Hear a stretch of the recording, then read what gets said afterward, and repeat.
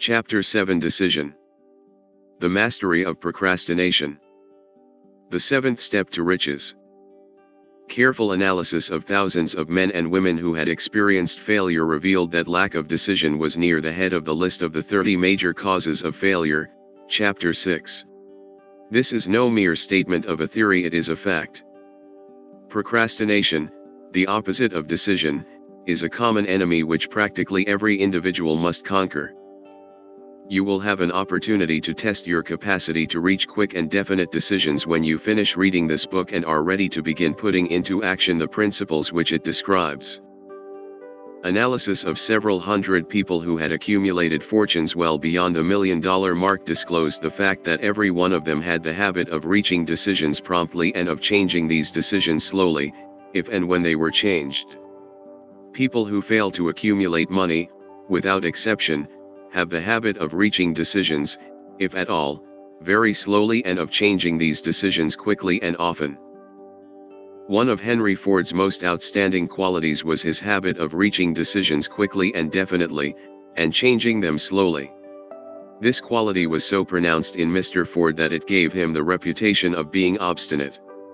It was this quality which prompted Mr. Ford to continue to manufacture his famous Model T, the world's ugliest car, when all of his advisors and many of the purchasers of the car were urging him to change it. Perhaps Mr. Ford delayed too long in making the change, but the other side of the story is that Mr. Ford's firmness of decision yielded a huge fortune before the change in model became necessary. There is but little doubt that Mr. Ford's habit of definiteness of decision assumed the proportion of obstinacy, but this quality is preferable to slowness in reaching decisions and quickness in changing them. The majority of people who fail to accumulate money sufficient for their needs are, in general, easily influenced by the opinions of others. They permit the newspapers and the gossiping neighbors to do their thinking for them. Opinions are the cheapest commodities on earth. Everyone has a flock of opinions ready to be wished upon anyone who will accept them. If you are influenced by others' opinions when you reach decisions, you will not succeed in any undertaking, much less in that of transmuting your own desire into money.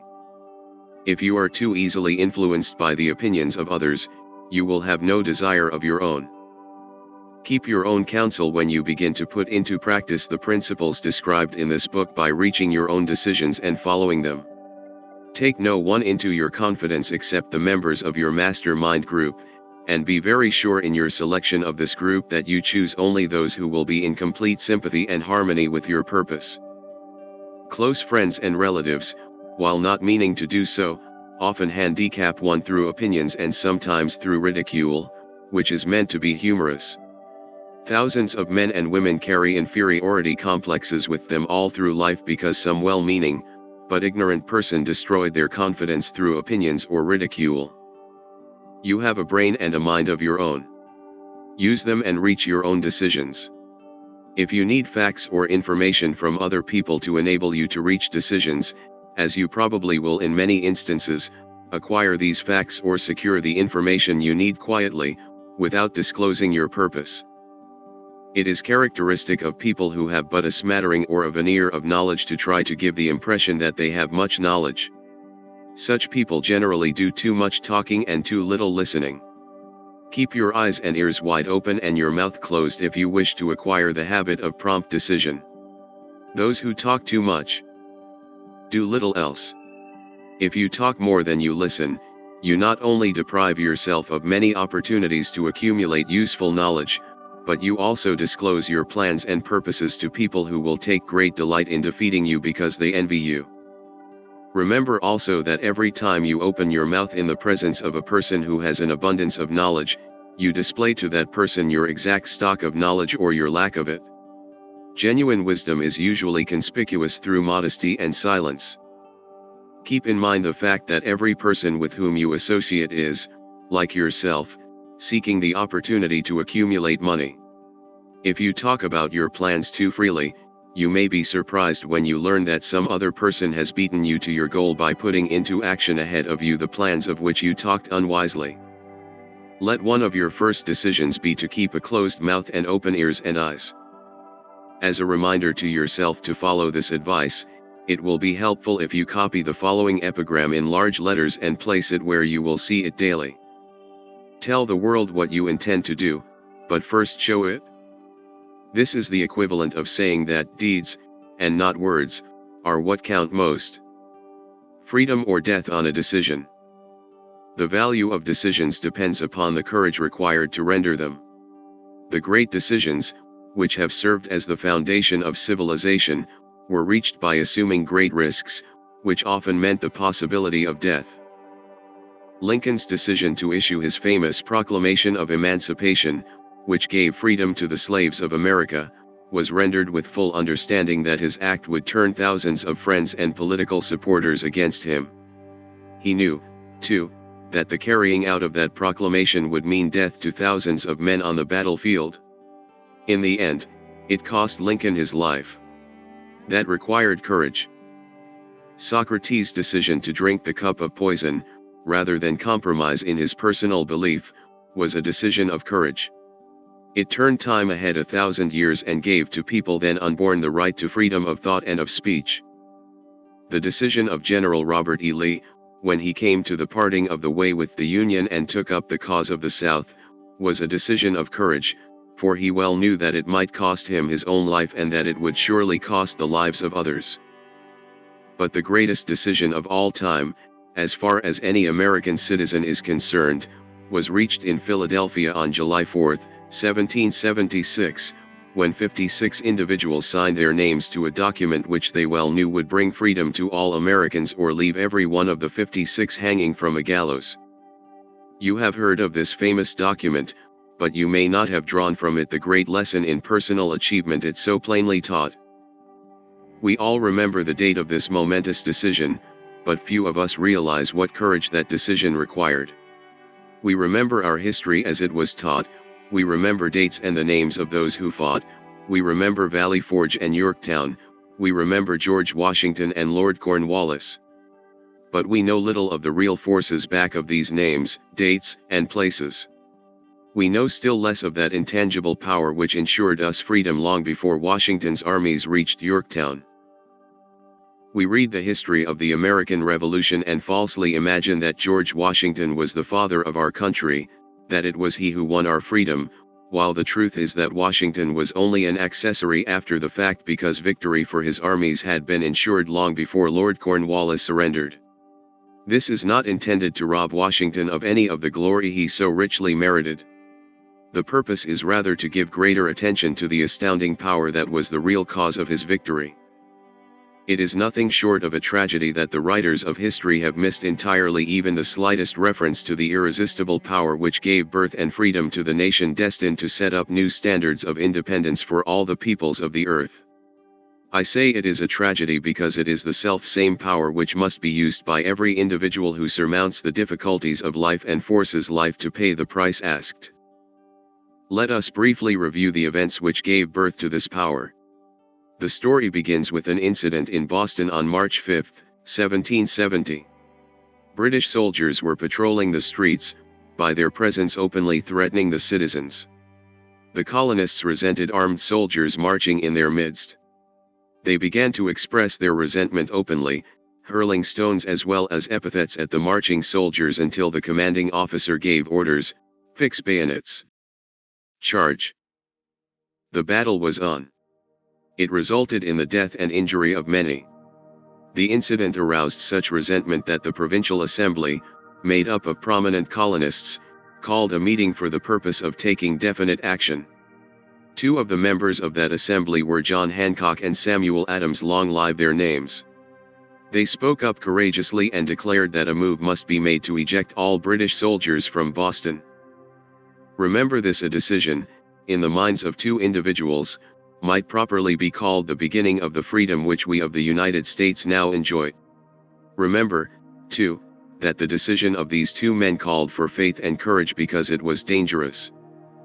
Before the assembly adjourned, Samuel Adams was appointed to call on the governor of the province, Thomas Hutchinson, and demand the withdrawal of the British troops. The request was granted, the troops were removed from Boston, but the incident was not closed. It had caused a situation destined to change the entire trend of civilization. Strange, is it not, how the great changes, such as the American Revolution and the First World War, often have their beginnings in circumstances which seem unimportant. It is interesting also to observe that these important changes usually begin in the form of a definite decision in the minds of a relatively small number of people. Few of us know the history of our country well enough to realize that John Hancock, Samuel Adams, and Richard Henry Lee, of the province of Virginia, were the real fathers of our country. Richard Henry Lee became an important factor in this story by reason of the fact that he and Samuel Adams communicated frequently, by correspondence, sharing freely their fears and their hopes concerning the welfare of the people of their provinces. From this practice, Adams conceived the idea that a mutual exchange of letters among the 13 colonies might help to bring about the coordination of effort so badly needed in connection with the solution of their problems. In March 1772, 2 years after the clash with the soldiers in Boston, Adams presented this idea to the Assembly in the form of a motion that a correspondence committee be established among the colonies, with definitely appointed correspondents in each colony, for the purpose of friendly cooperation for the betterment of the colonies of British America. Mark well this incident. It was the beginning of the organization of the far-flung power destined to give freedom to you and to me. The mastermind had already been organized. It consisted of Adams, Lee, and Hancock. It is as the Gospel writer says in Matthew 18:19, I tell you further, that if 2 of you agree upon the earth concerning anything for which you ask, it will come to you from my Father, who is in heaven. The Committee of Correspondence was organized. Observe that this move provided the way for increasing the power of the mastermind by adding to it people from all the colonies. Take notice that this procedure constituted the first organized planning of the disgruntled colonists. In union there is strength. The citizens of the colonies had been waging disorganized warfare against the British soldiers through incidents similar to the Boston riot, but nothing of benefit had been accomplished. Their individual grievances had not been consolidated under one mastermind. No group of individuals had put their hearts, minds, souls, and bodies together in one definite decision to settle their difficulty with the British, once and for all, until Adams, Hancock, and Lee got together. Meanwhile, the British were not idle. They, too, were doing some planning and masterminding on their own account, with the advantage of having back of them money and organized soldiery. The Crown appointed Brig General Thomas Gage to supplant Hutchinson as governor of Massachusetts. One of the new governor's first acts was to send a messenger to call on Samuel Adams for the purpose of endeavoring to stop his opposition fear. We can best understand the spirit of what happened by quoting the conversation between a Colonel Fenton, the messenger sent by Gage, and Adams.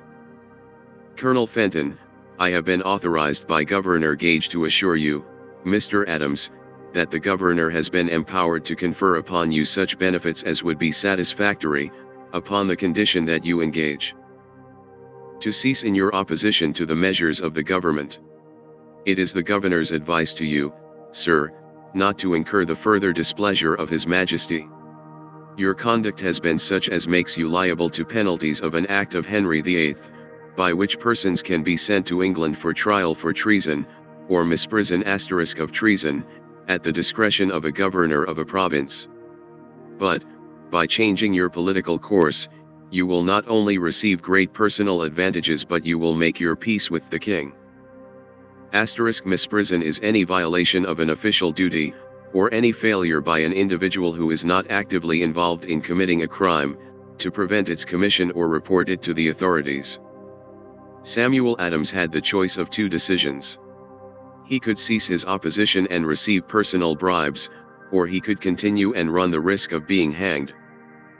Clearly, the time had come when Adams was forced to reach instantly a decision which could have cost his life.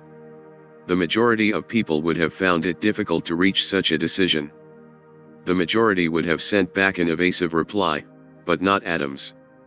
He insisted upon Colonel Fenton's word of honor that the colonel would deliver to the governor the answer exactly as Adams would give it to him. Adams' answer was this: Then you may tell Governor Gage that I trust one have long since made my peace with the King of Kings. No personal consideration shall induce me to abandon the righteous cause of my country. And tell Governor Gage it is the advice of Samuel Adams to him, no longer to insult the feelings of an exasperated people. Comment as to the character of this man seems unnecessary. It must be obvious to all who read this astounding message that its sender possessed loyalty of the highest order. This is important. When Governor Gage received Adams' caustic reply, he flew into a rage and issued a proclamation which read, I do, hereby, in His Majesty's name, offer and promise His most gracious pardon to all persons who shall forthwith lay down their arms, and return to the duties of peaceable subjects, excepting only from the benefit of such pardon, Samuel Adams and John Hancock, whose offenses are of too flagitious a nature to admit of any other consideration but that of condign punishment. As one might put it more commonly, Adams and Hancock were on the spot. The threat of the irate governor forced the two men to reach another decision, equally dangerous. They hurriedly called a secret meeting of their staunchest followers. Here the mastermind began to take on momentum. After the meeting had been called to order, Adams locked the door, placed the key in his pocket, and informed all present that it was imperative that a Congress of the colonists be organized and that no one should leave the room until the decision for such a Congress had been reached. Great excitement followed. Some weighed the possible consequences of such radicalism, old man fear. Some expressed grave doubt as to the wisdom of so definite a decision in defiance of the Crown. Locked in that room were two men immune to fear, blind to the possibility of failure. Hancock and Adams. Through the influence of their minds, the others were induced to agree that through the Correspondence Committee arrangements should be made for a meeting of the First Continental Congress, to be held in Philadelphia on September 5, 1774. Remember this date. It is more important than July 4, 1776. If there had been no decision to hold a Continental Congress, there could have been no signing of the Declaration of Independence. Before the first meeting of the new Congress, another leader in a different section of the country was deep in the throes of publishing a summary view of the rights of British America. He was Thomas Jefferson of the province of Virginia, whose relationship to Lord Dunmore, representative of the Crown in Virginia, was as strained as that of Hancock and Adams with their governor. Shortly after his famous Summary of Rights was published, Jefferson was informed that he was subject to prosecution for high treason against His Majesty's government. Inspired by the threat, one of Jefferson's colleagues, Patrick Henry, boldly spoke his mind, concluding his remarks with a sentence which shall remain forever a classic: "If this be treason, then make the most of it." It was such men as these who without power, without authority, without military strength, and without money sat in solemn consideration of the destiny of the colonies, beginning at the opening of the First Continental Congress and continuing at intervals for 2 years until June 7, 1776. When Richard Henry Lee arose, addressed the chair, and to the startled assembly made this motion: "Gentlemen, I make the motion that these united colonies are, and of right ought to be free and independent states, that they be absolved from all allegiance to the British Crown, and that all political connection between them and the state of Great Britain is, and ought to be, totally dissolved." Lee's astounding motion was discussed fervently and at such length that he began to lose patience. Finally, after days of argument, he again took the floor and declared in a clear, firm voice, "Mr. President, we have discussed this issue for days. It is the only course for us to follow. Why then, sir, do we longer delay? Why still deliberate? Let this happy day give birth to an American Republic.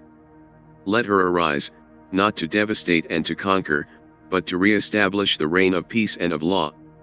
The eyes of Europe are fixed upon us. She demands of us a living example of freedom that may exhibit a contrast, in the felicity of the citizen, to the ever-increasing tyranny." Before his motion was finally voted upon, Lee was called back to Virginia because of serious family illness, but before leaving, he placed his cause in the hands of his friend Thomas Jefferson, who promised to fight until favorable action was taken. Shortly thereafter, the President of the Congress, Hancock, appointed Jefferson as chairman of a committee to draw up a Declaration of Independence. Long and hard the committee labored on a document which would mean, when accepted by the Congress, that everyone who signed it would be signing his own death warrant should the colonies lose in the fight with Great Britain that was sure to follow. The document was drawn, and on June 28 the original draft was read before the Congress. For several days it was discussed, altered, and made ready. On July 4, 1776, Thomas Jefferson stood before the assembly and fearlessly read the most momentous decision ever placed upon paper. When in the course of human events it is necessary for one people to dissolve the political bands which have connected them with another, and to assume, among the powers of the earth, the separate and equal station to which the laws of nature, and of nature's God entitle them, a decent respect to the opinions of mankind requires that they should declare the causes which impel them to the separation. When Jefferson finished, the document was voted upon, accepted, and signed by the 56 representatives, every one staking his own life upon his decision to write his name. By that decision came into existence a nation destined to bring to people forever the privilege and right of making decisions. By decisions made in a similar spirit of faith, and only by such decisions, can people solve their personal problems and win for themselves high estates of material and spiritual wealth. Let us not forget this. Analyze the events which led to the Declaration of Independence and be convinced that this nation, which now holds a position of commanding respect and power among all nations of the world, was born of a decision created by a mastermind consisting of 56 persons.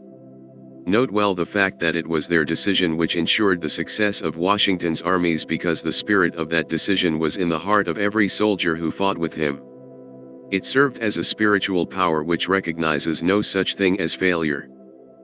Note also, with great personal benefit, that the power which gave this nation its freedom is the self-same power that must be used by every individual who becomes self-determining. This power is made up of the 13 principles described in this book. It will not be difficult to detect in the story of the Declaration of Independence at least 6 of these principles: desire, decision, faith, persistence, the mastermind, and organized planning. Throughout this philosophy will be found the suggestion that thought, backed by strong desire, has a tendency to transmute itself into its physical equivalent. Before passing on, I wish to leave with you the suggestion that one may find in this story, and in the story of the organization of the United States Steel Corporation, Chapter 2, a perfect description of the method by which thought makes this astounding transformation. In your search for the secret of the method, do not look for a miracle, because you will not find it. You will find only the eternal laws of nature. These laws are available to every person who has the faith and the courage to use them. They may be used to bring freedom to a nation, or to accumulate riches, or to accomplish any other worthwhile goal. There is no charge save the time necessary to understand and appropriate them. Those who reach decisions promptly and definitely know what they want and generally get it. The leaders in every walk of life decide quickly and firmly. That is the major reason why they are leaders. The world has the habit of making room for those individuals whose words and actions show that they know where they are going. Indecision is a habit which usually begins in youth. The habit takes on permanency as the youth goes through grade school, high school, and even through college without definiteness of purpose. The major weakness of all educational systems is that they neither teach nor encourage the habit of definite decision. It would be beneficial if no college would permit the enrollment of any student unless and until the student declared his or her major purpose in matriculating.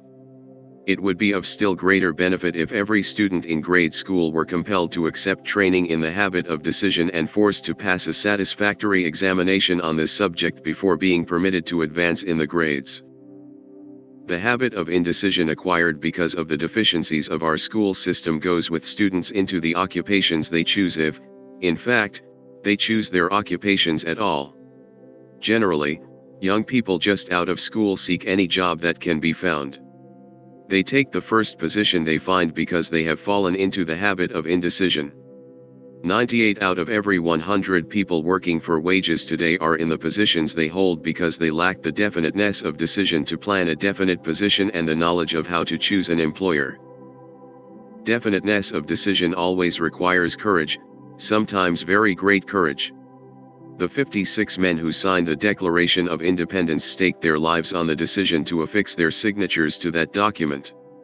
Individuals who reach a definite decision to procure a particular job, and make life pay the price they ask, do not stake their lives on that decision. They stake their economic freedom.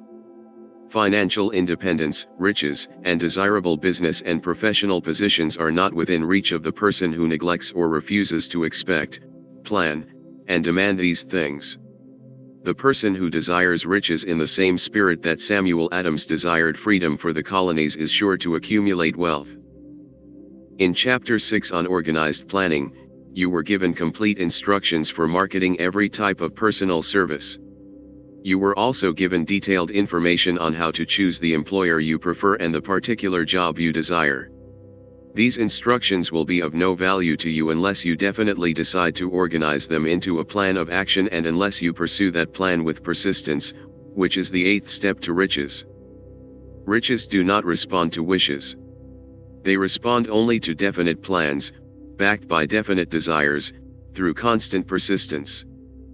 Every failure brings with it the seed of an equivalent success. Chapter 8 Persistence. The sustained effort necessary to induce faith. The 8th step to riches.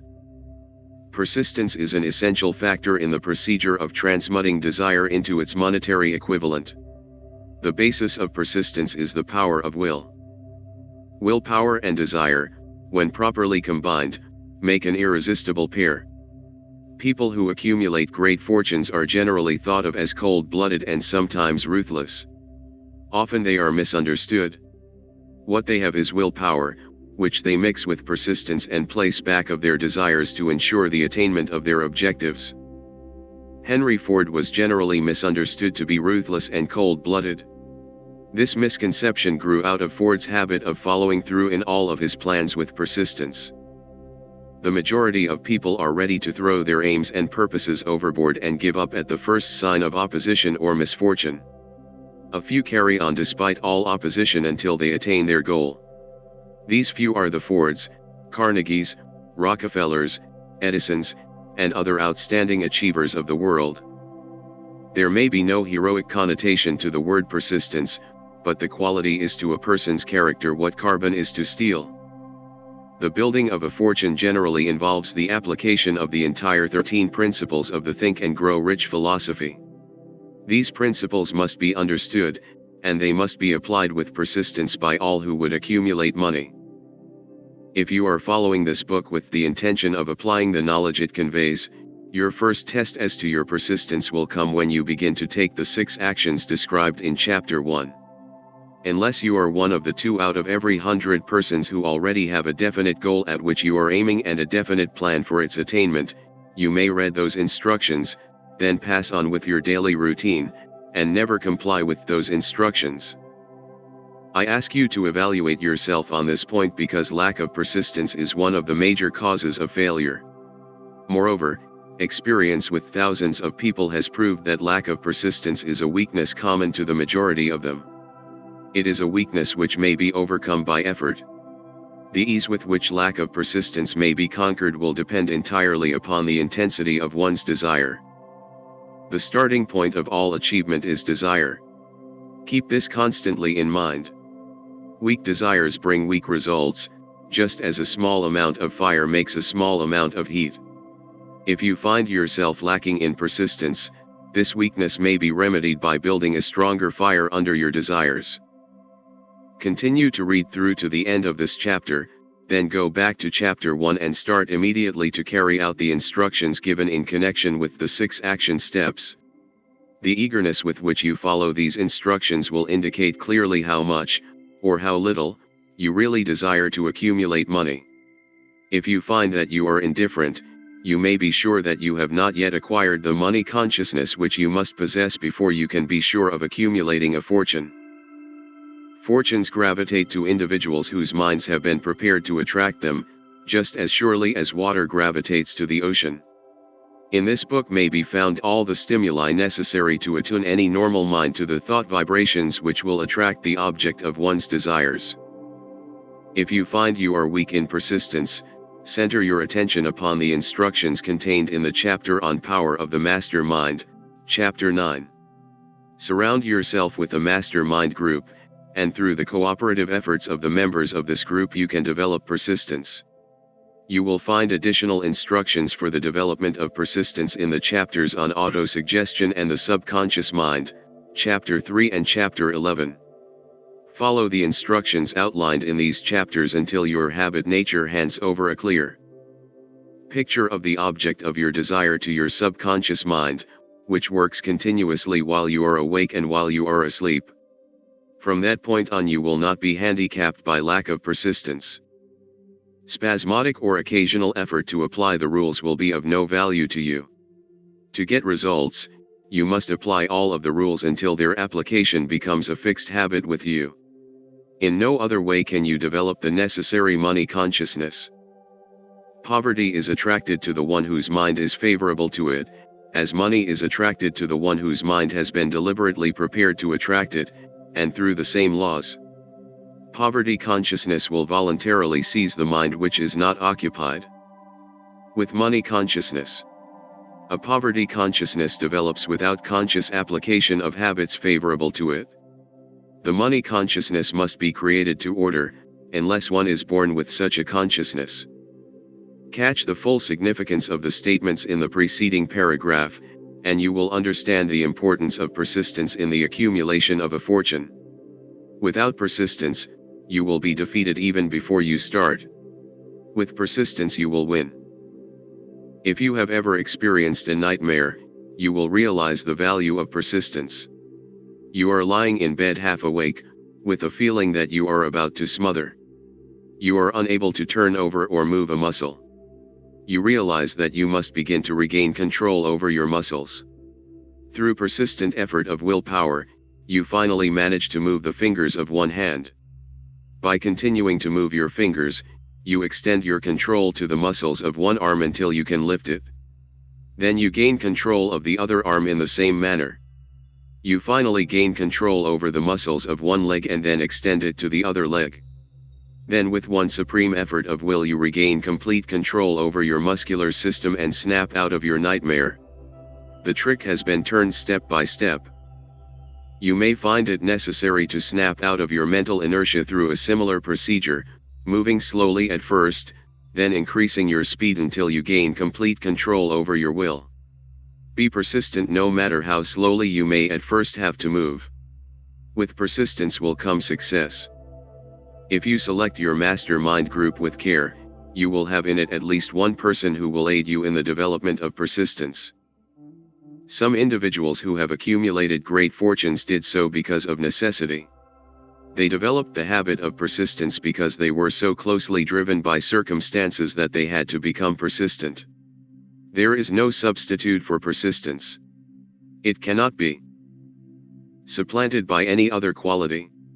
Remember this and it will harden you in the beginning, when the going may seem difficult and slow. Those who have cultivated the habit of persistence seem to enjoy insurance against failure. No matter how many times they are defeated, they finally arrive at the top of the ladder. Sometimes it appears that they have a hidden guide whose duty is to test them through all sorts of discouraging experiences. Those who pick themselves up after defeat and keep on trying, arrive, and the world cries, "Bravo! I knew you could do it." The hidden guide lets no one enjoy great achievement without passing the persistence test. Those who can't take it simply do not make the grade. Those who can take it are bountifully rewarded for their persistence. They receive as their compensation whatever goal they are pursuing. That is not all. They receive something infinitely more important than material compensation, the knowledge that every failure brings with it the seed of an equivalent advantage. There are exceptions to this rule. A few people know from experience the soundness of persistence. They are the ones who have not accepted defeat as being anything more than temporary. They are the ones whose desires are so persistently applied that defeat is finally changed into victory. We who stand on the sidelines of life see the overwhelmingly large number who go down in defeat, never to rise again. We see the few who take the punishment of defeat as an urge to greater effort. These, fortunately, never learn to accept life's reverse gear. But what we do not see, what most of us never suspect of existing, is the silent but irresistible power which comes to the rescue of those who fight on in the face of discouragement. If we speak of this power at all, we call it persistence and let it go at that. One thing we all know: if one does not possess persistence, one does not achieve noteworthy success in any calling.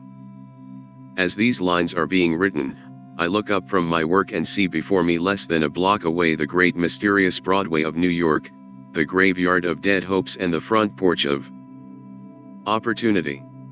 From all over the world, people have come to Broadway seeking fame, fortune, power, love, or whatever it is that human beings call success.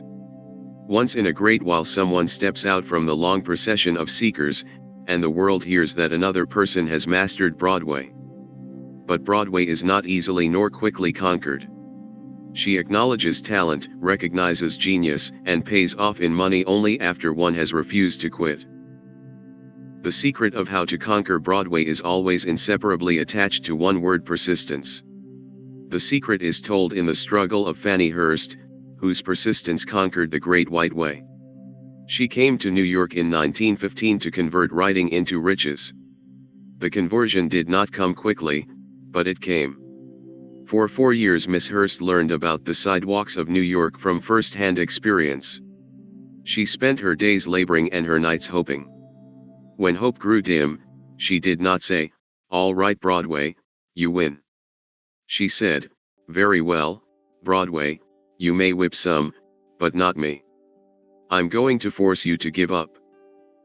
One publisher, the Saturday Evening Post, sent her 36 rejection slips before she broke the ice and got a story across.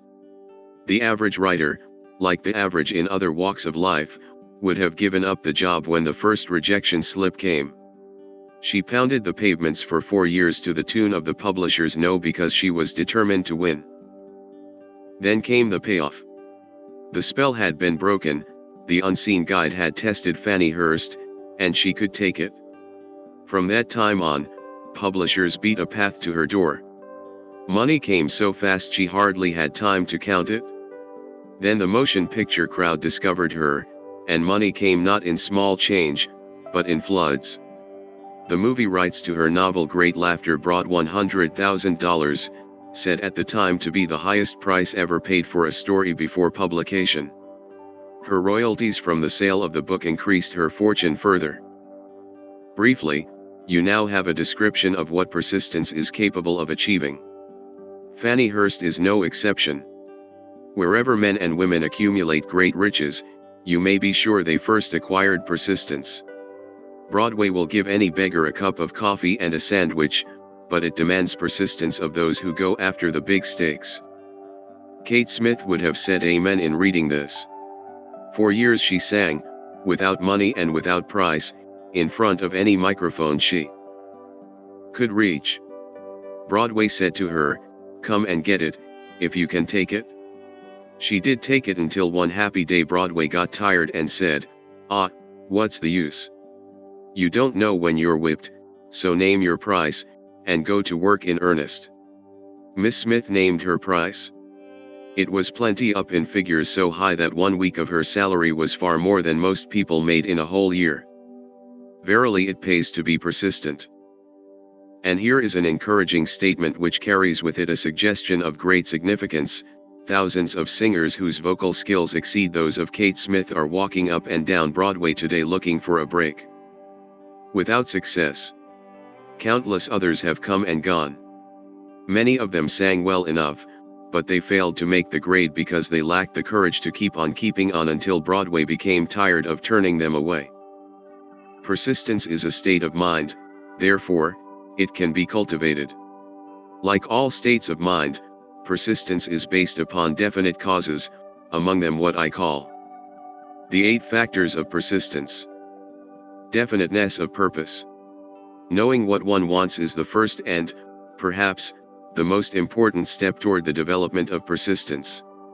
A strong motive forces one to surmount many difficulties. Desire. It is comparatively easy to acquire and to maintain persistence in pursuing the object of intense desire. Self-reliance. Belief in one's ability to carry out a plan encourages one to follow the plan through with persistence. Self-reliance can be developed through the principle described in Chapter 3 on autosuggestion. Definiteness of plans. Organized plans, even though they may be weak and entirely impractical, encourage persistence. Accurate knowledge. Knowing that one's plans are sound, based upon experience or observation, encourages persistence. Guessing, instead of knowing, destroys persistence. Cooperation.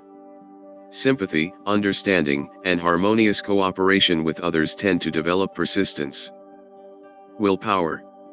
The habit of concentrating one's thoughts upon the building of plans for the attainment of a definite purpose leads to persistence. Habit. Persistence is the direct result of habit. The mind absorbs and becomes a part of the daily experiences upon which it feeds. Fear, the worst of all enemies, can be effectively cured by forced repetition of acts of courage. Everyone who has seen active service in war knows this. Before leaving the subject of persistence, take inventory of yourself and determine in what particular, if any, you are lacking in this essential quality. Measure yourself courageously, point by point, and see how many of the 8 factors of persistence you lack. The analysis may lead to discoveries that will give you a new grip on yourself. The 16 symptoms of lack of persistence. Here you will find the real enemies which stand between you and noteworthy achievement. Here you will find not only the 16 symptoms that indicate weakness of persistence, but also the deeply seated subconscious causes of this weakness. Study the list carefully and face yourself squarely if you really wish to know who you are and what you are capable of doing. These are the 16 weaknesses which must be mastered by all who accumulate riches. Failure to recognize and to clearly define exactly what one wants. Procrastination, with or without cause. Usually backed up with a formidable array of alibis and excuses. Lack of interest in acquiring specialized knowledge. Indecision, the habit of passing the buck on all occasions instead of facing issues squarely. Also backed by alibis. The habit of relying upon alibis instead of creating definite plans for the solution of problems. Self-satisfaction.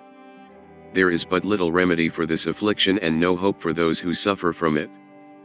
Indifference, usually reflected in one's readiness to compromise on all occasions, rather than meet opposition and fight it.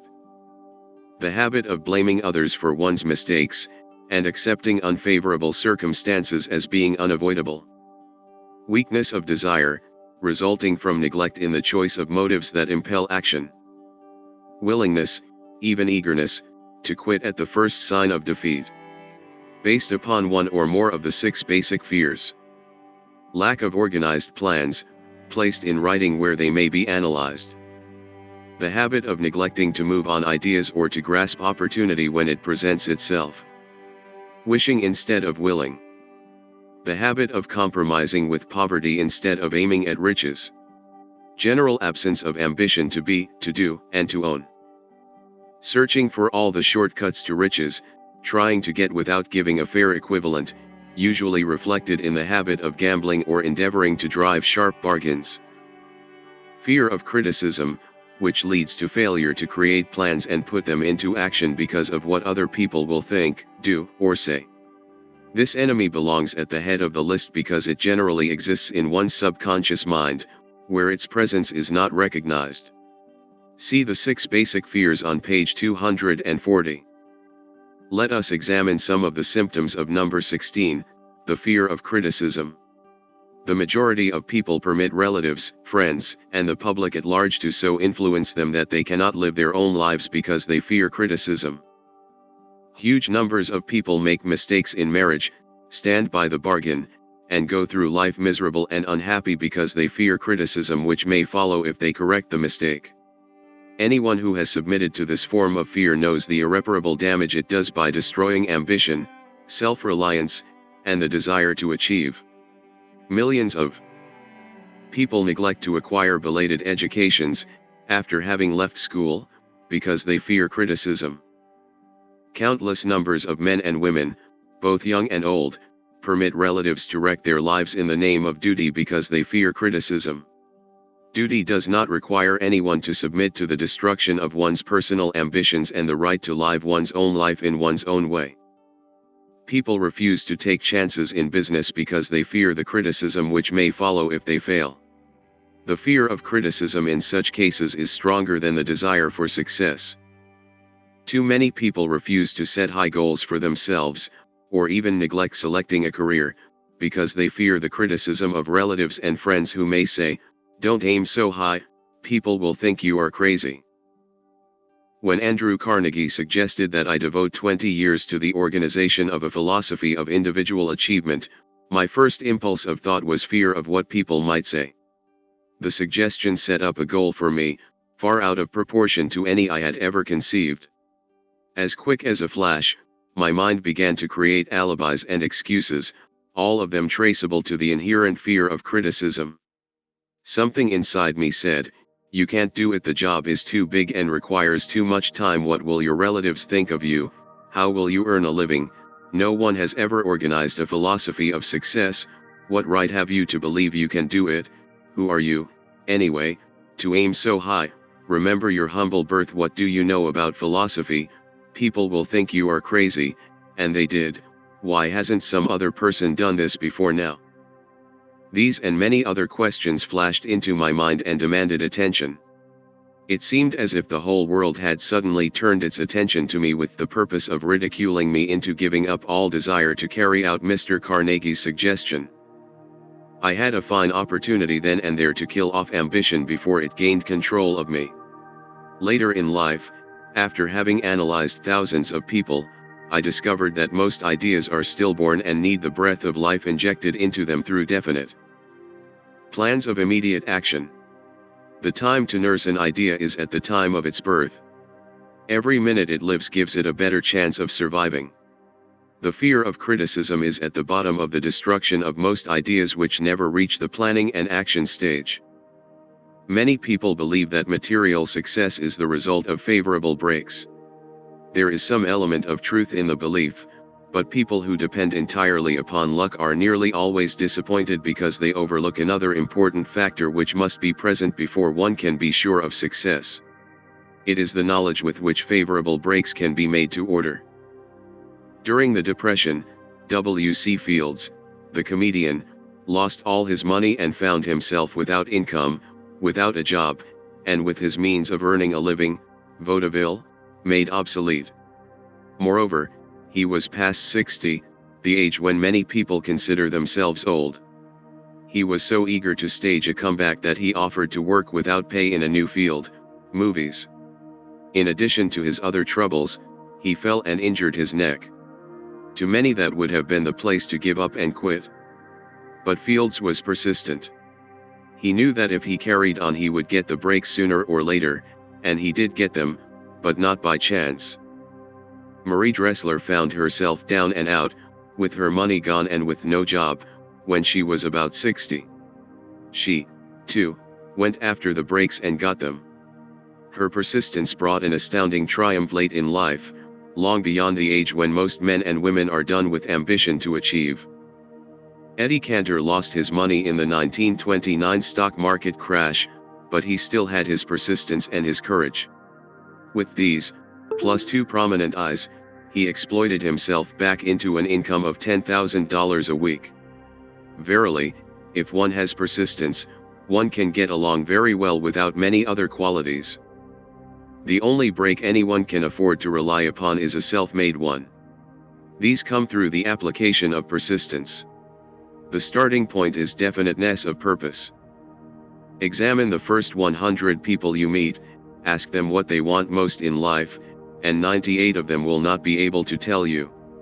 If you press them for an answer, some will say security, many will say money, a few will say happiness, others will say fame and power, and still others will say social recognition, ease in living, ability to sing, dance, or write, but none of them will be able to define these terms or give the slightest indication of a plan by which they hope to attain these vaguely expressed wishes. Riches do not respond to wishes.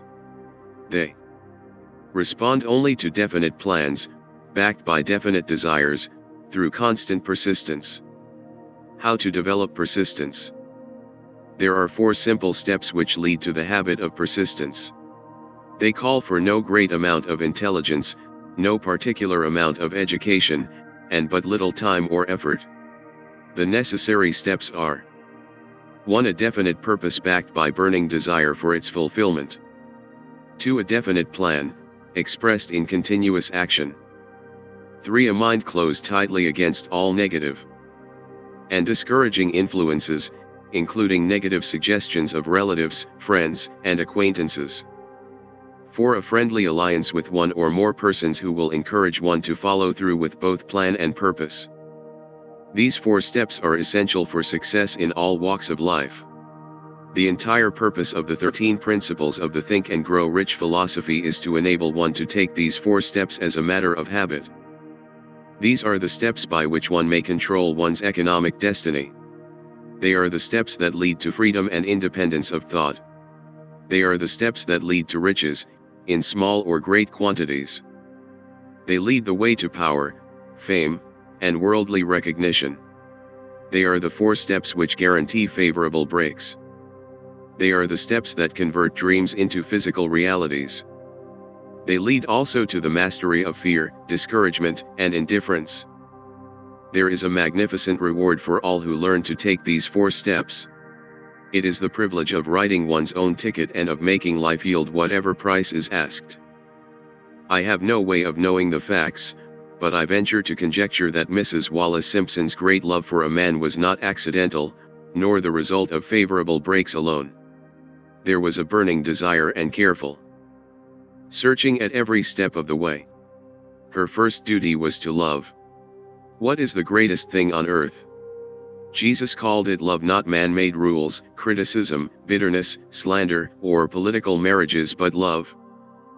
Wallace Simpson knew what she wanted not after she met the Prince of Wales, but long before that. Twice when she had failed to find it, she had the courage to continue her search. To thine own self be true, and it must follow, as the night the day, thou canst not then be false to any man. Her rise from obscurity was of the slow, progressive, persistent order, but it was sure. She triumphed over unbelievably long odds. And no matter who you are or what you may think of Wallace Simpson or the king who gave up his crown for her love, she was an astounding example of applied persistence, an instructor on the rules of self-determination from whom the entire world might profitably take lessons. And what of King Edward? What lesson may we learn from his part in one of the 20th century's greatest personal dramas? Did he pay too high a price for the affections of the woman he loved? No one but he could have answered that question. The rest of us can only conjecture. This much we know: the king came into the world without his own consent. He was born to great riches, without requesting them. He was persistently sought in marriage. Politicians and statesmen throughout Europe tossed dowagers and princesses at his feet.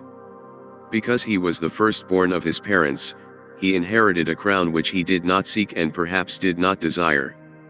For more than 40 years he was not a free agent, could not live his life in his own way, had but little privacy, and finally assumed duties inflicted upon him when he ascended the throne. Some will say, with all these blessings, King Edward should have found peace of mind, contentment, and joy of living. The truth is that back of all the privileges of a crown, all the money, the fame, and the power inherited by King Edward, there was an emptiness which could be filled only by love. His greatest desire was for love. Long before he met Wallace Simpson, he doubtless felt this great universal emotion tugging at the strings of his heart, beating upon the door of his soul and crying out for expression. King Edward's decision to give up the British crown for the privilege of going the remainder of the way through life with the woman of his choice was a decision that required courage. The decision also had a price, but who has the right to say the price was too great? As a suggestion to anyone who would find fault with the Duke of Windsor because his desire for love led him to openly declare that love and give up his throne for it, let it be remembered that his open declaration was not essential. He could have followed the custom of clandestine liaison, or secret affair, which had prevailed in Europe for centuries, without giving up either his throne or the woman of his choice, and there would have been no complaint from either church or the public. But this unusual man was built of sterner stuff. His love was deep and sincere. It represented the one thing which above all else he truly desired, therefore, he took what he wanted and paid the price demanded. Most of the world today would applaud the Duke of Windsor and Wallis Simpson because of their persistence in searching until they found life's greatest reward. All of us can profit by following their example in our own search for that which we demand of life. What mystical power gives to people of persistence the capacity to master difficulties? Does the quality of persistence set up in one's mind some form of spiritual, mental, or chemical activity which gives one access to supernatural forces? Does infinite intelligence throw itself on the side of the person who still fights on after the battle has been lost, with the whole world on the opposing side? These and many other similar questions have arisen in my mind as I have observed individuals such as Henry Ford, who started from scratch and built an industrial empire of huge proportions with little else in the way of a beginning but persistence, or Thomas A. Edison, who with less than 3 months of schooling became the world's leading inventor and converted persistence into the phonograph, the movie projector, and the incandescent light, to say nothing of 100 other useful inventions. I had the happy privilege of analyzing and studying at close range both Mr. Edison and Mr. Ford year by year over a long period of years, so I speak from first-hand knowledge when I say that I found no quality save persistence in either of them that would even remotely suggest the major source of their stupendous achievements. As one makes an impartial study of the prophets, philosophers, miracle workers, and religious leaders of the past, one is drawn to the inevitable conclusion that persistence, concentration of effort, and definiteness of purpose were the major sources of their achievements.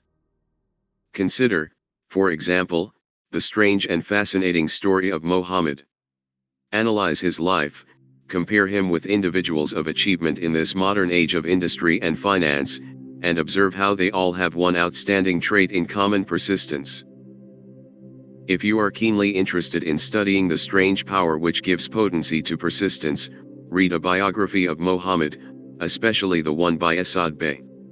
This brief review of that book, by Thomas Sugru in the New York Herald Tribune, will provide a preview of the rare treat in store for those who take the time to read the entire story of one of the most astounding examples of the power of persistence known to civilization. The Last Great Prophet. Reviewed by Thomas Sugru. Muhammad was a prophet, but he never performed a miracle. He was not a mystic, he had no formal schooling, he did not begin his mission until he was 40.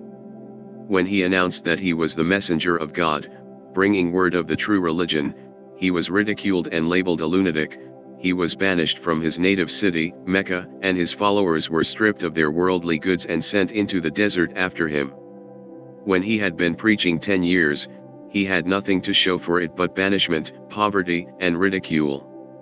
Yet before another 10 years had passed, he was ruler of Mecca, and the head of a new world religion which was to sweep to the Danube and the Pyrenees before exhausting the impetus he gave it.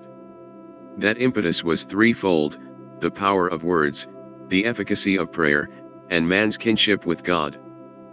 His career never made sense. Muhammad was born to impoverished members of a leading family of Mecca. Because Mecca, the crossroads of the world, home of the magic stone called the Kaaba, or Kaaba, great city of trade and the center of trade routes, was unsanitary, its children were sent to be raised in the desert by Bedouins. Muhammad was thus nurtured, drawing strength and health from the milk of nomad, vicarious mothers. He tended sheep and soon hired out to a rich widow as leader of her caravans. He traveled to all parts of the Eastern world, talked with many men of diverse beliefs and observed the decline of Christianity into warring sects. When he was 28, Khadija, the widow, looked upon him with favor and married him. For the next 12 years Muhammad lived as a rich and respected and very shrewd trader. Then he took to wandering in the desert, and one day he returned with the first verse of the Quran and told Khadija that the archangel Gabriel had appeared to him and said that he was to be the messenger of God. The Quran, the revealed word of God, was the closest thing to a miracle in Muhammad's life. He had not been a poet, he had no gift of words. Yet the verses of the Quran, as he received them and recited them to the faithful, were better than any verses which the professional poets of the tribes could produce. This, to the Arabs, was a miracle. To them the gift of words was the greatest gift, the poet was all-powerful. In addition, the Quran said that all men were equal before God, that the world should be a democratic state Islam. It was this political heresy, plus Muhammad's desire to destroy all the 360 idols in the courtyard of the Kaaba, which brought about his banishment. The idols brought the desert tribes to Mecca, and that meant trade. So the businessmen of Mecca, the capitalists, of which he had been one, set upon Muhammad. Then he retreated to the desert and demanded sovereignty over the world. The rise of Islam began. Out of the desert came a flame which would not be extinguished, a democratic army fighting as a unit and prepared to die without wincing. Muhammad had invited the Jews and Christians to join him, for he was not building a new religion. He was calling all who believed in one God to join in a single faith. If the Jews and Christians had accepted his invitation, Islam would have conquered the world. They didn't. They would not even accept Muhammad's innovation of humane warfare. When the armies of the Prophet entered Jerusalem, not a single person was killed because of his faith. When the Crusaders entered the city, centuries later, not a Muslim man, woman, or child was spared. But the Christians did accept one Muslim idea, the place of learning, the university.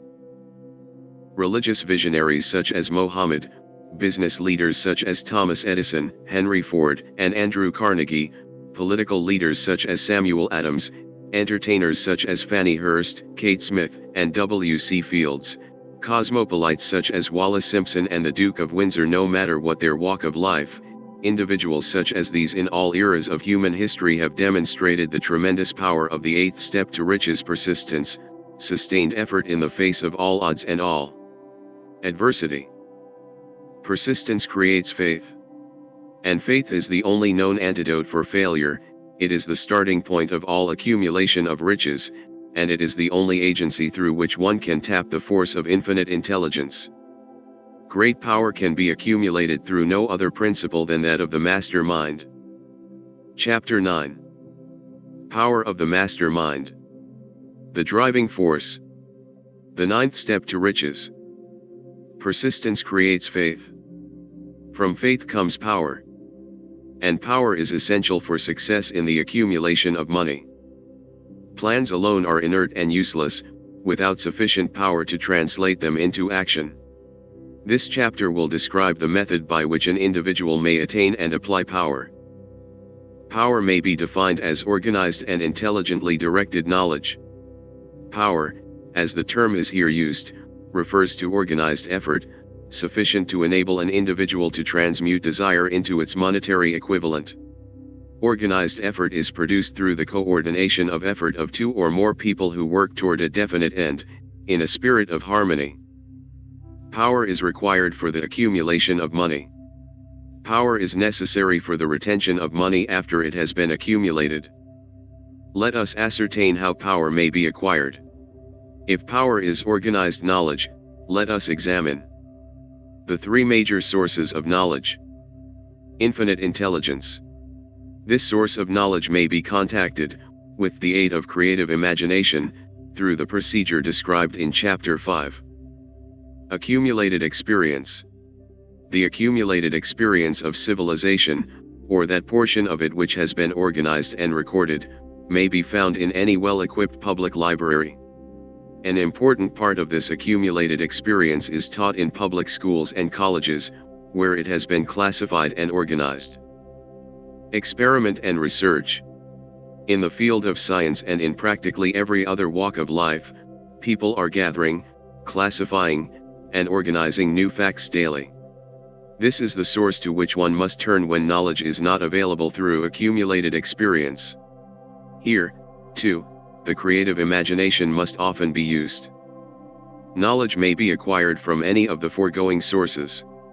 It may be converted into power by organizing it into definite plans and by expressing those plans in terms of action. Examination of the three major sources of knowledge will readily disclose the difficulty you would have if you depended upon your own efforts alone in assembling knowledge and expressing it through definite plans in terms of action. If your plans are comprehensive and if they require vast sums of information, you must generally induce others to cooperate with you before you can inject into them the necessary element of power. Gaining power through the mastermind. The mastermind may be defined as coordination of knowledge and effort, in a spirit of harmony between two or more people, for the attainment of a definite purpose. No individual can have great power without availing himself or herself of the mastermind principle. In Chapter 1, instructions were given for the creation of plans for the purpose of translating desire into its monetary equivalent. If you carry out these instructions with persistence and intelligence, and use discrimination in the selection of your mastermind group, your objective will have been halfway reached even before you begin to recognize it. So you may better understand the intangible potentialities of power available to you through a properly chosen mastermind group, I will here explain the two characteristics of the mastermind principle, one of which is economic in nature and the other psychic. The economic feature is obvious. Economic advantages may be created by any person who surrounds himself or herself with the advice, counsel, and personal cooperation of a group of people who are willing to lend wholehearted aid, in a spirit of perfect harmony. This form of cooperative alliance has been the basis of nearly every great fortune. Your understanding of this great truth may definitely determine your financial status. The psychic phase of the mastermind principle is much more abstract, much more difficult to comprehend, because it has reference to the spiritual forces with which the human race, as a whole, is not well acquainted. You may catch a significant suggestion from this statement: no two minds ever come together without, thereby, creating a third, invisible, intangible force which may be likened a third mind. Keep in mind the fact that there are only two known substances in the whole universe: energy and matter. It is a well-known fact that matter may be broken down into units of molecules, atoms, protons, neutrons, and electrons. There are units of matter which may be isolated, separated, and analyzed. Likewise, there are units of energy. The human mind is a form of energy, a part of it being spiritual in nature. When the minds of two people are coordinated in a spirit of harmony, the spiritual units of energy of each mind form an affinity, which constitutes the psychic phase of the mastermind. The mastermind principle, or rather, the economic feature of it, was first called to my attention by Andrew Carnegie back during the earliest years of my research.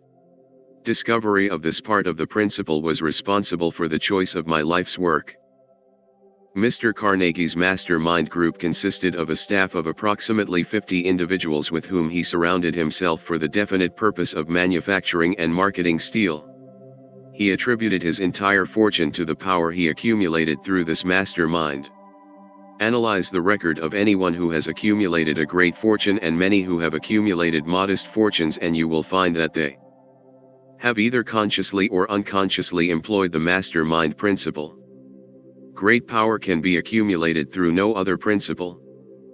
Energy is nature's universal set of building blocks, out of which she constructs every material thing in the universe, including human beings and every form of animal and vegetable life.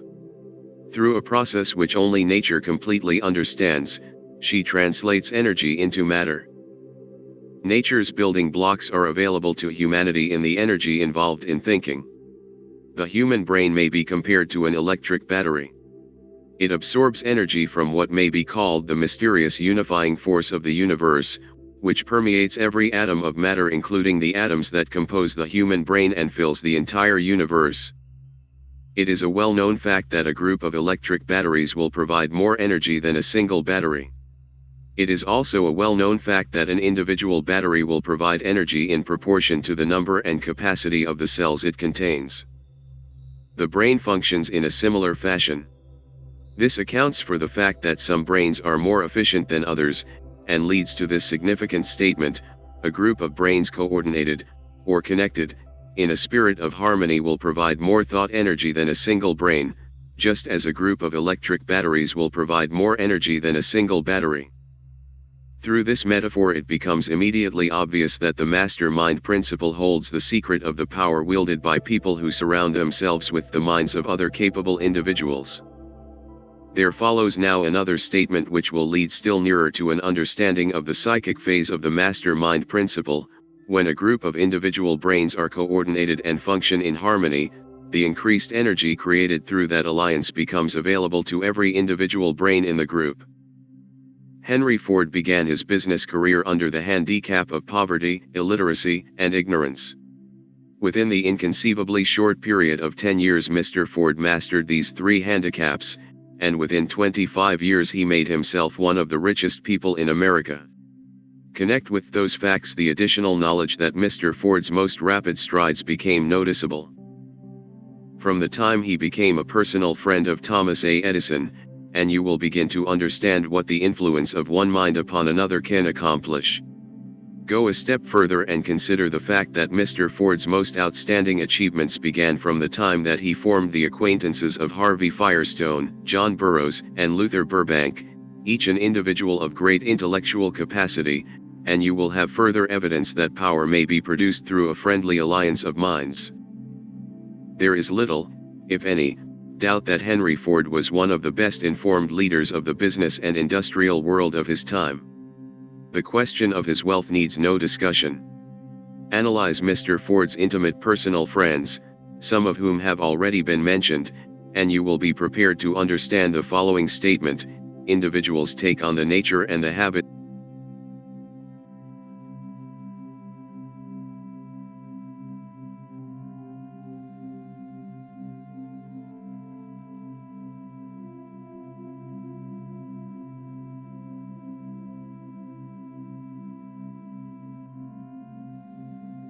and the power of thought of those with whom they associate in a spirit of sympathy and harmony.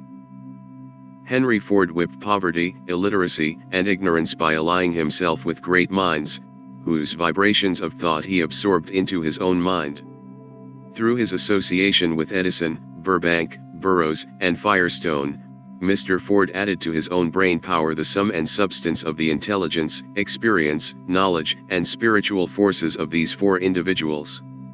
Moreover, he appropriated and made use of the mastermind principle through the methods of procedure described in this book. This principle is available to you. I have already mentioned Mahatma Gandhi. Perhaps the majority of people who know anything about Gandhi look upon him as merely an eccentric little man who went around without formal wearing apparel making trouble for the British government. In reality, Gandhi was not eccentric, but he was the most powerful man alive during his time, judging by the number of followers he had and their faith in him. Moreover, he is arguably one of the most powerful individuals who have ever lived. His power was passive, but it was real. Let us study the method by which he attained his stupendous power. It may be explained in a few words. He attained power through inducing more than 200 million people to cooperate, with mind and body, in a spirit of harmony, for a definite purpose. In brief, Gandhi accomplished a miracle, for it is a miracle when 200 million people can be induced not forced to cooperate in a spirit of harmony for a limitless time. If you doubt that this is a miracle, try to induce any two persons to cooperate in a spirit of harmony for any length of time. Every individual who manages a business knows what a difficult matter it is to get employees to work together in a spirit even remotely resembling harmony. The list of the chief sources from which power may be attained is headed, as has been shown, by infinite intelligence. When two or more people coordinate in a spirit of harmony and work toward a definite objective, they place themselves in a position through that alliance to absorb power directly from the great universal storehouse of infinite intelligence. This is the greatest of all sources of power. It is the source to which the genius turns. It is the source to which every great leader turns, whether consciously or not. The other two major sources from which the knowledge necessary for the accumulation of power may be obtained, accumulated experience and experiment and research, are no more reliable than the five human senses. The senses are not always reliable. However, infinite intelligence does not err. In subsequent chapters, the methods by which infinite intelligence may be most readily contacted will be adequately described. This book is not a course on religion. No fundamental principle described in this book should be interpreted as being intended to interfere either directly or indirectly with any person's religious habits. This book is confined, primarily, to instructing the reader how to transmute the definite purpose of desire for money into its monetary equivalent. Read, think, and meditate as you read. Soon the entire subject will unfold, and you will see it in perspective. For now, you are seeing the detail of the individual chapters. Money is shy and elusive. It must be wooed and won by methods not unlike those used by the determined lover in pursuit of the beloved. And, coincidental as it is, the power used in the wooing of money is not greatly different from that used in wooing a person. That power, when successfully used in the pursuit of money, must be mixed with faith. It must be mixed with desire. It must be mixed with persistence. It must be applied through a plan, and that plan must be set into action. When money comes in quantities known as the big money, it flows to the one who accumulates it as easily as water flows downhill. There exists in life a great unseen stream of power which may be compared to a river, except that one side flows in one direction, carrying all who get into that side of the stream onward and upward to wealth, while the other side flows in the opposite direction, carrying all who are unfortunate enough to get into it, and not able to extricate themselves from it, downstream to misery and poverty. Every person who has accumulated a great fortune has recognized the existence of this stream of life. It consists of one's thinking process. The positive emotions of thought form the side of the stream which carries one to fortune. The negative emotions form the side which carries one down to poverty. Understanding that you yourself can control where you will be in this stream of life is of stupendous importance to the person who is following this book with the object of accumulating a fortune, for such understanding leads to the recognition that anybody can wish for riches, and most people do, but only a few know that a definite plan, plus a burning desire for wealth, are the only dependable means of accumulating wealth. If you find yourself in the side of the stream of life which leads to poverty, understand that you have within you the power to propel yourself over to the other side of the stream. Your oar is the philosophy and the principles set forth in this book. They can serve you only through application and use. Merely reading and passing judgment on these principles, either one way or another, will in no way benefit you. You must take your oar in hand and act. Some people undergo the experience of alternating between the positive and negative sides of the stream, being at times on the positive side and at times on the negative side. Recent economic hard times have swept millions of people from the positive to the negative side of the stream. These millions are struggling, some of them in desperation and fear, to get back to the positive side of the stream. This book was written especially for those millions. Poverty and riches often change places. Rapidly changing economic conditions have taught the world this truth, although many people may not long remember the lesson. Poverty may, and generally does, voluntarily take the place of riches. When riches take the place of poverty, the change is usually brought about through well-conceived and carefully executed plans. Poverty needs no plan. It needs no one to aid it because it is bold and ruthless. Riches are shy and timid. They have to be attracted. But they will rarely be attracted, and retained, until one learns, first, to tap the power of the mastermind, and then proceed to understand the 10th step to riches, which involves the mystery of sex transmutation. Chapter 10. The mystery of sex transmutation. The 10th step to riches. The meaning of the word transmute is, in simple language, the changing, or transferring of one element, or form of energy, into another. The emotion of sex brings into being a state of mind. Because of ignorance on the subject, this state of mind is generally associated only with the physical side of human nature. And because of the improper influences to which most people have been subjected in acquiring their knowledge about sex, this emphasis on the purely physical aspects of sex has created strong, and often destructive, biases in most people's minds. The emotion of sex has back of it the possibility of 3 constructive potentialities.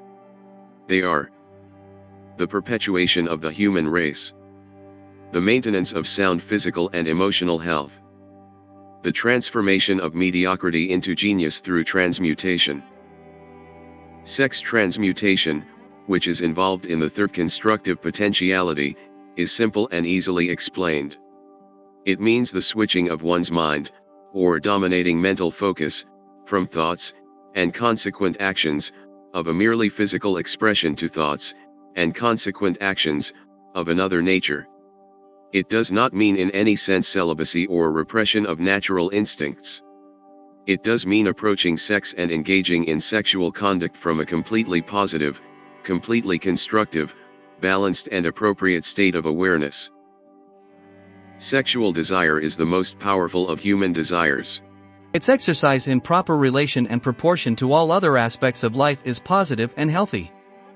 People who are driven by this desire, in a positive, constructive sense, can channel it to develop keenness of imagination, courage, willpower,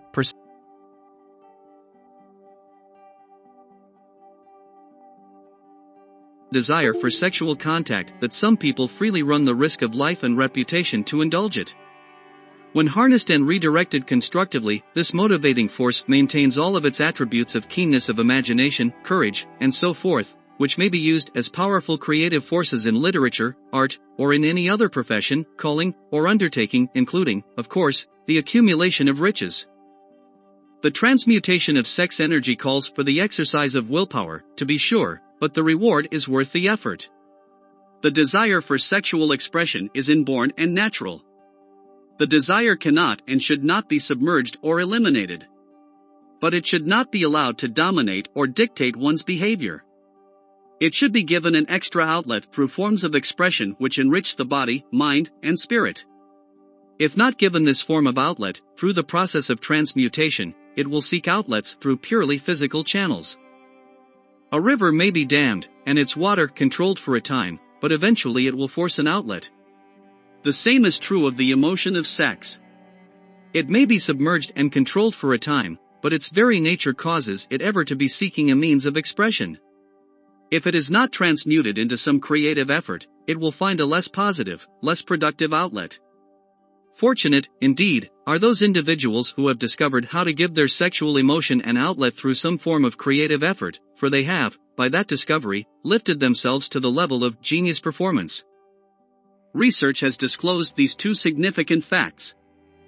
The individuals of greatest achievement tend to be those who have highly developed sexual natures and who have learned the art of sex transmutation. Generally speaking, those who have accumulated great fortunes and achieved outstanding recognition in literature, art, industry, architecture, and the professions, were motivated by the influence of romantic love for another person. The research in which these astounding discoveries were made went back through the pages of biography and history for more than 2,000 years. Wherever there was evidence available in connection with the lives of men and women of great achievement, it indicated most convincingly that they possessed highly developed sexual natures. The emotion of sex is an irresistible force against which there can be no such opposition as an immovable body. When driven by this emotion, individuals become gifted with a superpower for action. Understand this truth and you will catch the significance of the statement that sex transmutation can lift one to genius-level performance. The emotion of sex contains the secret of creative ability. Destroy the sex glands, whether in a human being or a beast, and you have removed a major source of action. For proof of this, observe what happens to any animal after it has been neutered. A bull or a bulldog becomes thoroughly docile after it has been altered sexually. Sex alteration takes out of any male animal all the fight that was in him. Sex alteration of the female has the same quieting effect. The 10 mind stimuli. The human mind responds to stimuli, through which it may be keyed up to high rates of vibration known as enthusiasm, creative imagination, intense desire, and so forth. The 10 stimuli to which the mind responds most freely are: the desire for sexual expression, love, a burning desire for fame, power, or financial gain, money, music, close friendship between either those of the same sex or those of the opposite sex, a mastermind alliance based upon the harmony of 2 or more people who ally themselves for spiritual or temporal advancement, mutual suffering, such as that experienced by people who are persecuted, autosuggestion, fear, narcotics and alcohol. The desire for sexual expression comes at the head of the list of stimuli which most effectively step up the vibrations of the mind and, thus, start the wheels of physical action. 8 of these stimuli are natural and constructive. 2 are destructive. The list is here presented for the purpose of enabling you to make a comparative study of the major sources of mind stimulation. From this study it will be readily seen that the emotion of sex is, by great odds, the most intense and powerful of all mind stimuli. This comparison is necessary as a foundation for proof of the statement that transmutation of sex energy may lift one to genius-level performance. Let us find out what constitutes a genius. Some wiseacre once said that a genius is someone who wears long hair, eats odd food, lives alone, and serves as a target for comedians. A better definition of a genius is an individual who has discovered how to increase mental intensity and concentration to the point where he or she can freely communicate with sources of knowledge not available through ordinary levels of thought. The person who thinks will want to ask some questions concerning this definition. The first question will be, how can one communicate with sources of knowledge which are not available through the ordinary intensity and concentration of thought? The next question will be, are there known sources of knowledge which are generally available only to geniuses, and if so, what are these sources and exactly how can they be reached? I shall offer proof of the soundness of some of the more important statements made in this book, or at least I shall offer evidence through which you may secure your own proof through experimentation. In doing so, I shall answer both of these questions. Genius is developed through the sixth sense. The reality of a sixth sense in human beings has been well established. This sixth sense is creative imagination. The faculty of creative imagination is one which the majority of people never use during an entire lifetime, and if used at all, it usually happens by mere accident. A relatively small number of people use with deliberation, purpose, and forethought the faculty of creative imagination. Those who use this faculty voluntarily and with understanding of its functions are, by definition, geniuses. The faculty of creative imagination is the direct link between the finite human mind and infinite intelligence. All so-called revelations referred to in the realm of religion, and all discoveries of basic or new principles in the field of invention, take place through the faculty of creative imagination. When ideas or concepts flash into one's mind through what is popularly called a hunch, they come from one or more of the following four sources. Infinite intelligence. One's subconscious mind, wherein is stored every sense impression and thought impulse whichever reached the brain through any of the five regular senses. The mind of some other person who has just released the thought, or picture of the idea or concept, through conscious thought. The other person's subconscious storehouse. The first, third, and fourth sources above are tapped through some mysterious process or processes, perhaps extrasensory in nature and manifestation, which we cannot yet explain and which we do not even dimly comprehend. What we do comprehend is that these sources are tapped every day around the globe, and that there are no other known sources from which inspired ideas or hunches may be received. The creative imagination functions best when the mind is operating or functioning, concentrating, vibrating, as a result of some form of mind stimulation at a level of intensity and awareness that is significantly higher than that of ordinary, normal thought. When brain action has been stimulated through one or more of the 10 mind stimulants, it has the effect of lifting a person far above the horizon of ordinary thought and permitting that individual to envision distance, scope, quality, and character of thoughts that are not available on lower planes, such as the one where a person is engaged in the solution of the everyday problems of business and professional routine. When lifted to this higher level of thought through any form of mind stimulation, an individual occupies, relatively speaking, the same position as one who has ascended in an airplane to a height from which may be seen objects beyond the horizon line that limits one's vision while on the ground. Moreover, while on this higher level of thought, the individual is not hampered or bound by any of the stimuli which circumscribe and limit one's vision while wrestling with the problems of gaining the 3 basic necessities of food, clothing, and shelter. The individual is in a world of thought in which ordinary, workaday thoughts have been as effectively removed as are the hills and valleys and other limitations of physical vision when that person rises in the airplane. While on this exalted plane of thought, the creative faculty of the mind is given freedom for action. The way has been cleared for the sixth sense to function. It becomes receptive to ideas which could not reach the individual under any other circumstances. The sixth sense is the defining faculty which marks the difference between a genius and an ordinary individual. The more this creative faculty is used, the more it becomes alert and receptive to thought vibrations originating outside the individual's subconscious mind, and the more the individual will come to rely upon it and make demands upon it for thought impulses, hunches, inspirations, or insights. This faculty can be cultivated and developed only through use. That which is known as one's conscience operates entirely through the faculty of the sixth sense. The great artists, writers, musicians, and poets become great because they acquire the habit of relying upon the still small voice which speaks from within through the faculty of creative imagination. It is a fact well known to people who have keen imaginations that their best ideas come through so-called hunches. There is a great orator who does not reach his performance peak until he closes his eyes and begins to rely entirely upon the faculty of creative imagination. When asked why he closed his eyes just before the climaxes of his oratory, he replied, "I do it because then I speak through ideas which come to me from within." One of America's most successful and best-known financiers followed the habit of closing his eyes for 2 or 3 minutes before making a decision. When asked why he did this, he replied, "With my eyes closed, I am able to draw upon a source of superior intelligence." Dr. Elmer R. Gates of Chevy Chase, Maryland, created more than 200 useful patents, many of them basic, through the process of cultivating and using the creative faculty. His method is both significant and interesting to anyone interested in achieving genius status, a category to which Dr. Gates unquestionably belonged. Dr. Gates was one of the truly great, though generally less publicized scientists of the world. In his laboratory he had what he called his personal communication room. It was practically soundproof and so arranged that all light could be shut out. It was equipped with a small table on which he kept a pad of writing paper. When Dr. Gates desired to draw upon the forces available to him through his creative imagination, he would go into this room, seat himself at the table, lower the lights, and concentrate upon the known factors of the invention on which he was working, remaining in that position until ideas began to flash into his mind in connection with the unknown factors of the invention. On one occasion, ideas came so fast that he wrote continuously for almost 3 hours.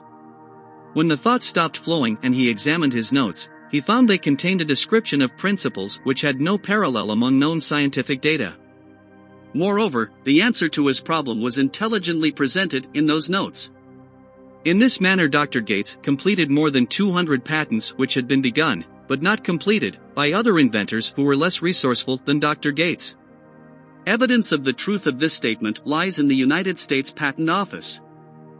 Dr. Gates earned his living by sitting for ideas for individuals and corporations. While they may not have realized it, some of the largest corporations in America paid him substantial fees, by the hour, for sitting for ideas. The normal faculty of reason is often faulty because it is largely guided by one's accumulated experience. But not all knowledge which one accumulates through experience is accurate. Ideas received through the creative faculty are much more reliable because they come from sources more reliable than any which are available to the reasoning faculty of the mind. The major difference between the genius and the ordinary crank inventor can be found in the fact that the genius works through the faculty of creative imagination, while the crank knows nothing of this faculty. The scientific inventor, such as Mr. Edison or Dr. Gates, makes use of both the synthetic and the creative faculties of imagination. For example, the scientific inventor operating in the genius mode begins an invention by organizing and combining known ideas, or principles accumulated through experience, through the synthetic faculty, the reasoning faculty. If this accumulated knowledge turns out to be insufficient for the completion of the invention, the scientific inventor then draws upon the other sources of knowledge that are made available through the creative faculty.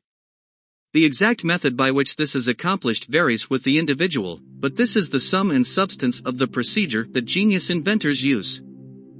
They stimulate their minds so that their brain functions on a higher than average plane and at a higher than average level of intensity, using one or more of the 10 mind stimulants or some other stimulant of their choice.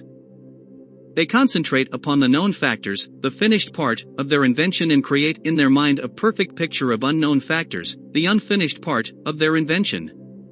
They hold this picture in mind until it has been taken over by their subconscious mind, then they relax by clearing their mind of all thought and waiting for their answer to flash into their mind. Sometimes the results are both definite and immediate. At other times the results are negative, depending upon the state of development of their sixth sense, or creative faculty. Mr. Edison tried out more than 10,000 different combinations of ideas through the synthetic faculty of his imagination before he tuned in through the creative faculty and got the answer which perfected the incandescent light. His experience was similar when he invented the phonograph. There is plenty of reliable evidence that the faculty of creative imagination exists. This evidence is available through accurate analysis of people who have become leaders in their respective callings without having had extensive educations. Lincoln is a notable example of a great leader who achieved greatness through the discovery and use of his faculty of creative imagination. He discovered and began to use this faculty as the result of the stimulation of love which he experienced after he met in Rutledge, a statement of the highest significance in connection with the study of the source of genius. The pages of history are filled with the records of great leaders whose achievements may be traced directly to the influence of their beloved, the person who aroused the creative faculties of their minds through the stimulation of sex desire. Napoleon Bonaparte was one of these. When inspired by his first wife, Josephine, he was irresistible and invincible. When his better judgment or reasoning faculty prompted him to put Josephine aside, he began to decline. His defeat and St. Helena were not far distant. If good taste would permit, I might easily mention scores of individuals well known to the American people who climbed to great heights of achievement under the stimulating influence of their spouses, only to drop back to destruction after money and power went to their heads and they cast aside their original loves for someone new.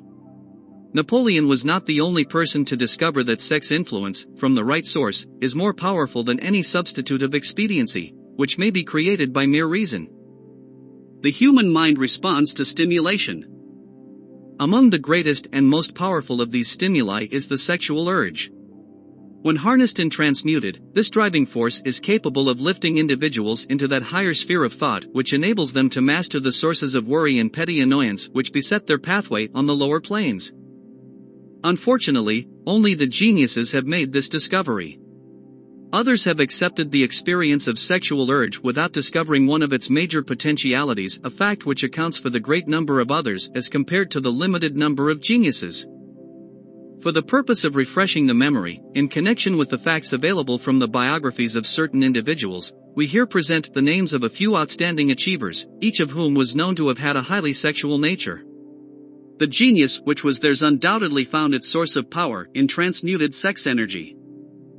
George Washington, Napoleon Bonaparte, William Shakespeare, Abraham Lincoln, Ralph Waldo Emerson, Robert Burns, Thomas Jefferson, Elbert Hubbard, Albert H. Gary, Oscar Wilde, Woodrow Wilson, John H. Patterson, Andrew Jackson, Enrico Caruso.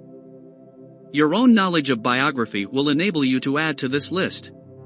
Find, if you can, a single individual in all the history of civilization who achieved outstanding success in any calling who was not driven by a well-developed sexual nature. If you do not wish to rely upon biographies of persons who are no longer alive, take inventory of those whom you know to be individuals of great achievement today and see if you can find one among them who does not have high sexual energy. It may be a controversial contention, but sexual energy is the creative energy of virtually all geniuses. There never has been and never will be a great leader, builder, or artist lacking in this driving force of sex. Surely no one will misunderstand these statements to mean that all who are highly sexed are geniuses. Individuals attain the status of genius only when, and if, they stimulate their mind so that it draws upon the forces available through the creative faculty of the imagination. Chief among the stimuli which can produce this stepping up of mental functions is sex energy. The mere possession of this energy itself is not sufficient to produce a genius. The energy must be transmuted from desire for merely physical contact into some other form of desire and action before it will lift one to the status of a genius. Far from becoming geniuses because of great sex desires, the majority of people lower themselves, through misunderstanding and misuse of this great force, to the status of the lower animals. Why most people seldom succeed before 40? I discovered from the analysis of more than 25,000 people that individuals who succeed in an outstanding way seldom do so before the age of 40, and more often they do not strike their real pace until they are well beyond 50. This fact was so astounding that it prompted me to go into the study of its cause most carefully, carrying the investigation over a period of more than 12 years. This study disclosed the fact that one major reason why the majority of people who succeed do not begin to do so before the age of 40 to 50 is their tendency to dissipate their energies through overindulgence in the physical expression of the emotion of sex. Most people never learn that the sexual urge has other possibilities which far transcend in importance that of mere physical expression. The majority of those who do make this discovery, do so after having wasted many years at a period when sexual energy is at its height, prior to the age of 45 to 50.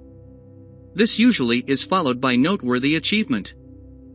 The lives of many people up to and sometimes well past the age of 40 reflect a continued dissipation of energies, which could have been more profitably turned into better channels.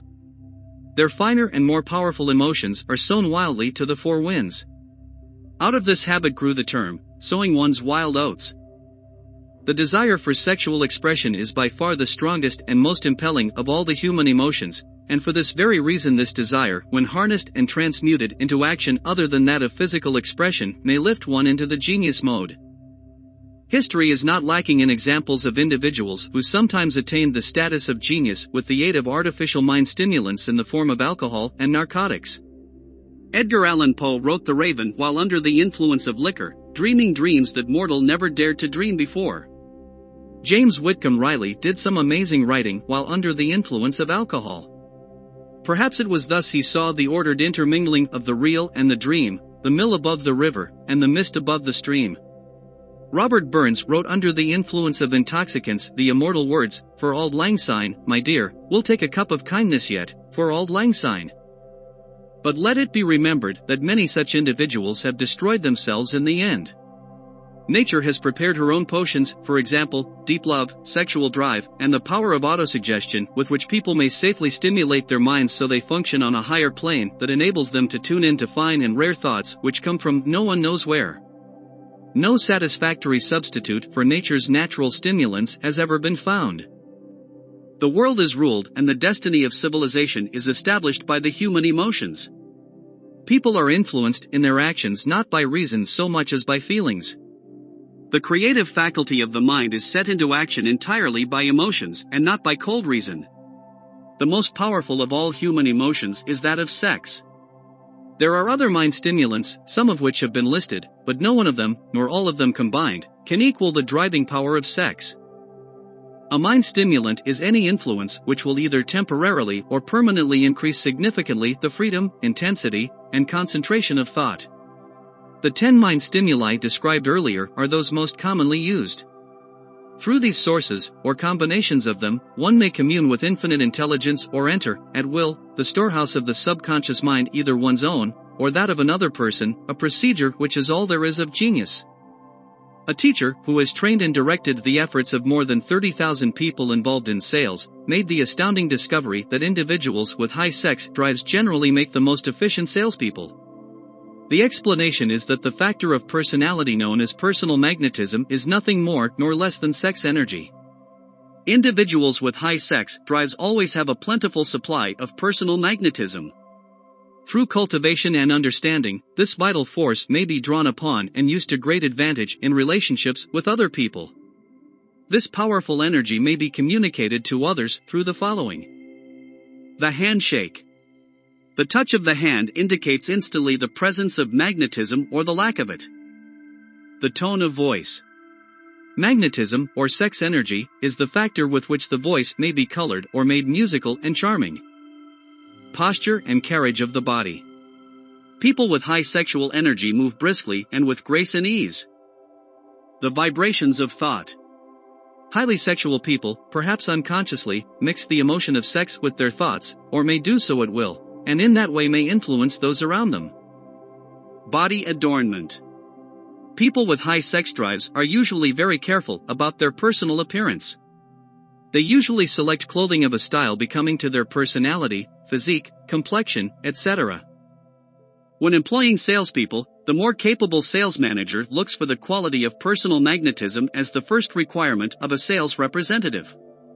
Men and women who lack sex energy will never become enthusiastic nor inspire others with enthusiasm, and enthusiasm is one of the most important requisites in salesmanship, no matter what one is selling. The public speaker, orator, preacher, lawyer, or salesperson who is lacking in sex energy is generally a flop when it comes to being able to influence others. Couple with this the fact that most people can be influenced only through an appeal to their emotions, and you will understand the importance of sexual energy as a part of the salesperson's native ability. Top salespeople attain the status of mastery in selling because they either consciously or unconsciously transmute the energy of sex into sales enthusiasm. In this statement may be found a very practical suggestion as to the actual meaning of sex transmutation. Salespeople who know how to take their mind off the subject of sex itself and direct that energy into sales effort with as much enthusiasm and determination as they would apply it to its original purpose have already acquired the art of sex transmutation whether they know it or not. The majority of salespeople who transmute their sex energy do so without being in the least aware of what they are doing or how they are doing it. Transmutation of sex energy calls for more willpower than the average person cares to use for this purpose. Those who find it difficult to summon willpower sufficient for transmutation may gradually acquire this ability. Though this requires willpower, the reward for the practice is more than worth the effort. The entire subject of sex is one about which the majority of people appear to be unpardonably ignorant.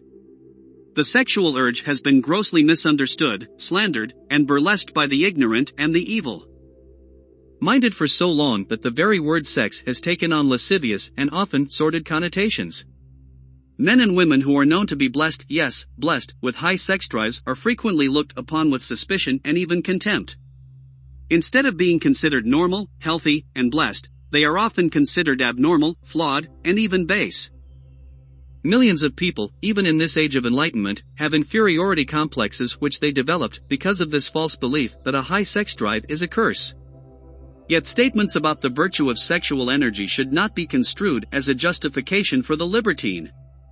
The emotion of sex is a virtue only when used intelligently and with discrimination.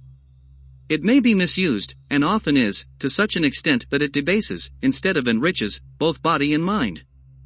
The better use of this power is the purpose of the explanations in this chapter. It seemed quite significant when I discovered that practically every great leader whom I had the privilege of analyzing was a person whose achievements were largely inspired by someone that individual loved deeply. In many instances, the beloved was a modest, self-denying spouse of whom the public had heard little or nothing, although in a few instances the source of inspiration turned out to be a lover. Perhaps such cases may not be entirely unknown to you. Intemperance in sex habits is just as detrimental as intemperance in habits of drinking and eating. In the age we live in, sexual intemperance is common. This orgy of indulgence may help account for the relative shortage of great leaders today. No individual can avail himself or herself of the forces of creative imagination while dissipating them. Human beings are the only creatures on earth which violate nature's purpose in this connection. Every other animal indulges its sexual nature in moderation and with purpose which harmonizes with the laws of nature. Every other animal responds to the call of sex only in season. Human beings are inclined to declare open season. Every intelligent person knows that stimulation in excess through alcoholic drink and narcotics is a form of intemperance which destroys the vital organs of the body, including the brain. Not every person knows, however, that overindulgence in sexual expression may become a habit as destructive and as detrimental to creative effort as narcotics or liquor. A sex-obsessed individual is not essentially different from a drug addict. Both have lost control over their faculties of reason and willpower. Sexual overindulgence may not only destroy reason and willpower, but it may also lead to either temporary or permanent mental dysfunction. Many cases of hypochondria, imaginary illness, grow out of habits developed in ignorance of the true function of sex. From these brief references to the subject, it may be readily seen that ignorance on the subject of sex transmutation forces stupendous penalties upon the ignorant, on the one hand, and withholds from them equally tremendous benefits, on the other. Widespread ignorance on the subject of sex is due to the fact that the subject has been surrounded with mystery and beclouded by dark silence. The conspiracy of mystery and silence has had the same effect upon the minds of young people that the psychology of prohibition had. The result has been increased curiosity and desire to acquire more knowledge on this forbidden subject. And to the great shame of all lawmakers and most physicians who by training are best qualified to educate youth on that subject, appropriate information has all too often not been made readily available. Seldom does an individual enter upon highly creative effort in any field of endeavor before the age of 40. The average person reaches the period of greatest capacity to create between 40 and 60. These statements are based upon careful observation and analysis of thousands of men and women. They should be encouraging to those who fail to arrive before the age of 40, and to those who become frightened at the approach of old age. The years between 40 and 50 are, as a rule, the most fruitful. Individuals should approach this age not with fear and trembling, but with hope and eager anticipation. If you want evidence that most people do not begin to do their best work before the age of 40, study the records of the most successful individuals known to the American people, and you will find it. Henry Ford had not hit his pace of achievement until he had passed the age of 40. Andrew Carnegie was well past 40 before he began to reap the reward of his efforts. James J. Hill was still running a telegraph key at the age of 40. His stupendous achievements took place after that age. Biographies of American industrialists and financiers are filled with evidence that the period from age 40 to 60 is the most productive age for almost everyone. Between the ages of 30 and 40, people begin to learn, if they ever learn, the art of sex transmutation. This discovery is generally accidental. And, more often than otherwise, individuals who make it are totally unconscious of their discovery. They may observe that their powers of achievement have increased around the age of 35 to 40, but in most cases they are not familiar with the cause of this change, the fact that nature begins to harmonize the emotions of love and sex in the individual between the ages of 30 and 40 so that they may draw upon these great forces and apply them jointly as stimuli to action. Sex alone is a mighty urge to action, but its forces are like a cyclone, they are often uncontrollable. When the emotion of love begins to mix itself with the emotion of sex, the result is calmness of purpose, poise, accuracy of judgment, and balance. What person who has attained the age of 40 is so unfortunate as to be unable to analyze these statements and to corroborate them by his or her own experience?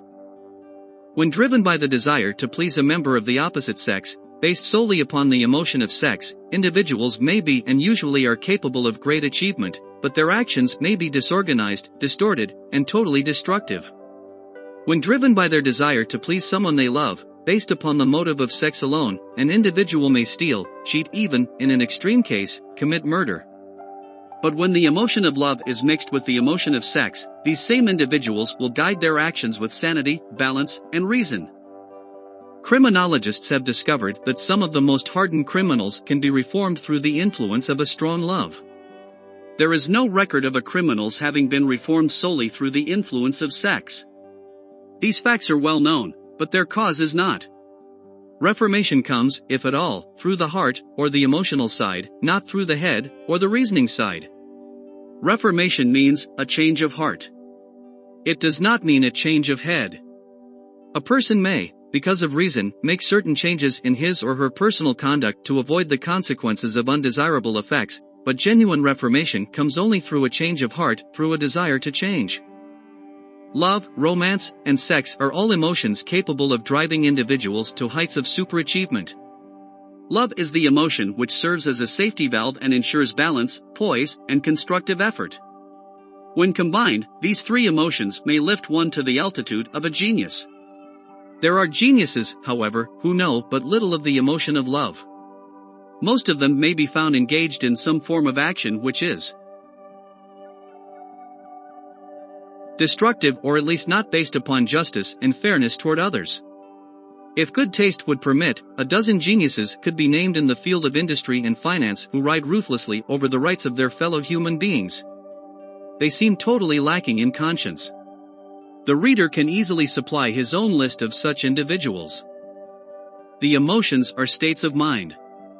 Nature has provided human beings with a chemistry of the mind which operates in a manner similar to the principles of chemistry of matter. It is a well-known fact that through the aid of the science of chemistry, a chemist can create a deadly poison by mixing certain elements, none of which are in themselves harmful. The emotions may likewise be combined so as to create a deadly poison. The emotions of sex and jealousy, when mixed, may turn a person into an insane beast. The presence of any one or more of the destructive emotions in the human mind, through the chemistry of the mind, creates a poison which may destroy one's sense of justice and fairness. In extreme cases, the presence of any combination of these emotions in the mind may destroy one's reason. The road to genius consists of the development, control, and proper use of sex, love, and romance. The process involves encouraging the presence of these emotions as the dominating thoughts in one's mind, and discouraging the presence of all the destructive emotions. The mind is a creature of habit. It thrives upon the dominating thoughts that are fed to it. Through the faculty of willpower, one may discourage the presence of any emotion and encourage the presence of any other. Control of the mind, through the power of will, is not difficult. Control comes from persistence and habit. The secret of control lies in understanding the process of transmutation. When any negative emotion presents itself in one's mind, it can be transmuted into a positive or constructive emotion by the simple procedure of changing one's thoughts. There is no other road to genius than through voluntary self-effort.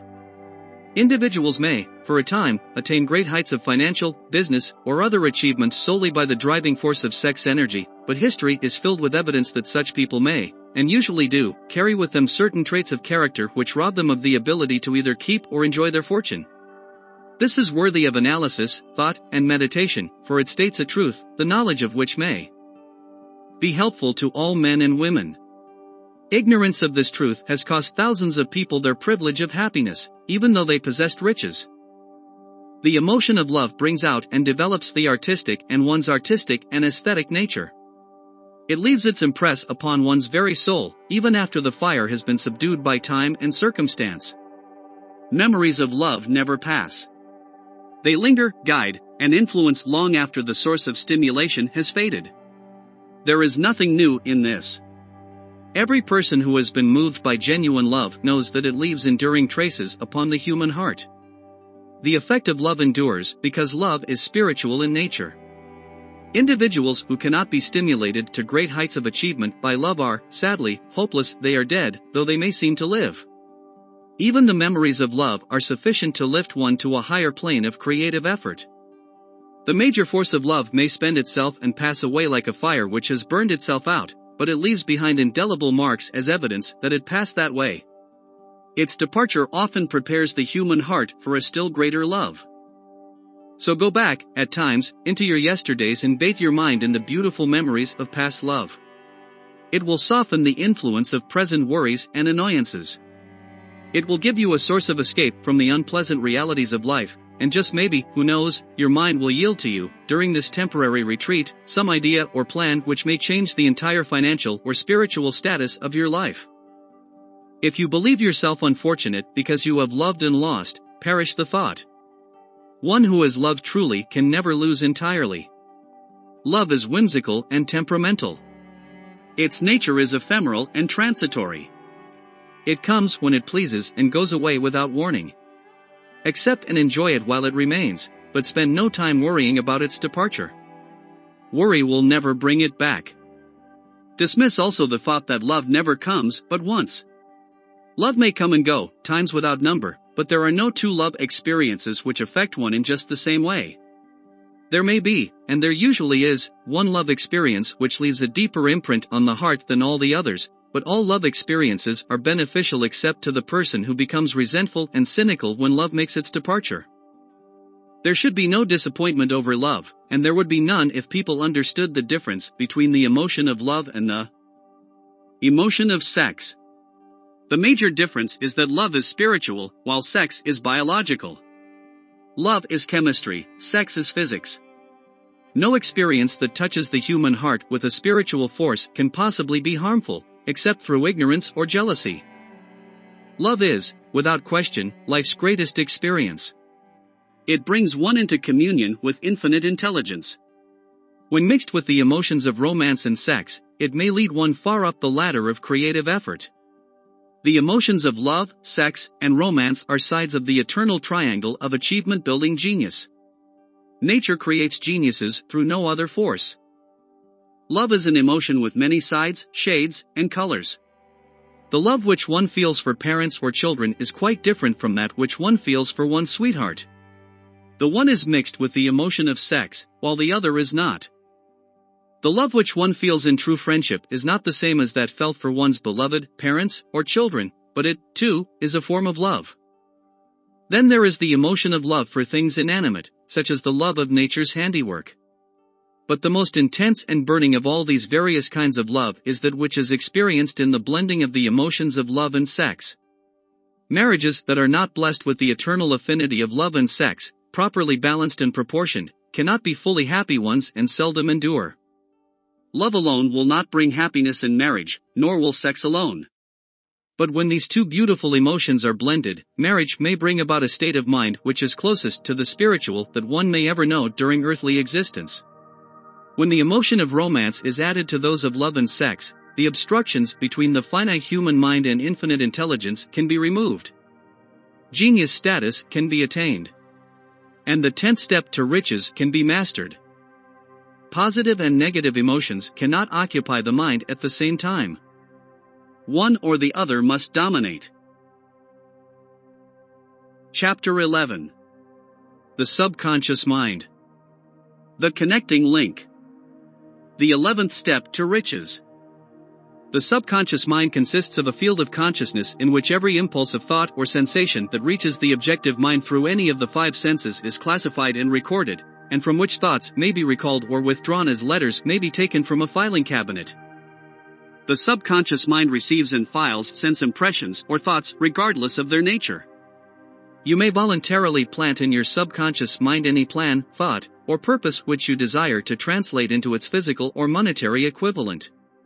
The subconscious acts first on the dominating desires which have been mixed with emotional feeling, such as faith.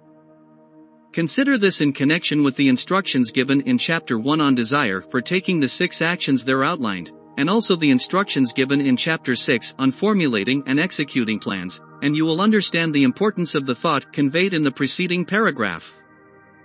The subconscious mind works day and night. Through a method or procedure that is not yet understood, the subconscious mind draws upon the forces of infinite intelligence for the power with which it voluntarily transmutes one's desires into their physical equivalent, making use always of the most practical media by which this end may be accomplished. You cannot entirely control your subconscious mind, but you can voluntarily hand over to it any plan, desire, or purpose which you wish transformed into concrete form. Read again the instructions for using the subconscious mind in Chapter 3. There is plenty of evidence to support the belief that the subconscious mind is the connecting link between the finite human mind and infinite intelligence. It is the intermediary through which one may draw upon the forces of infinite intelligence at will.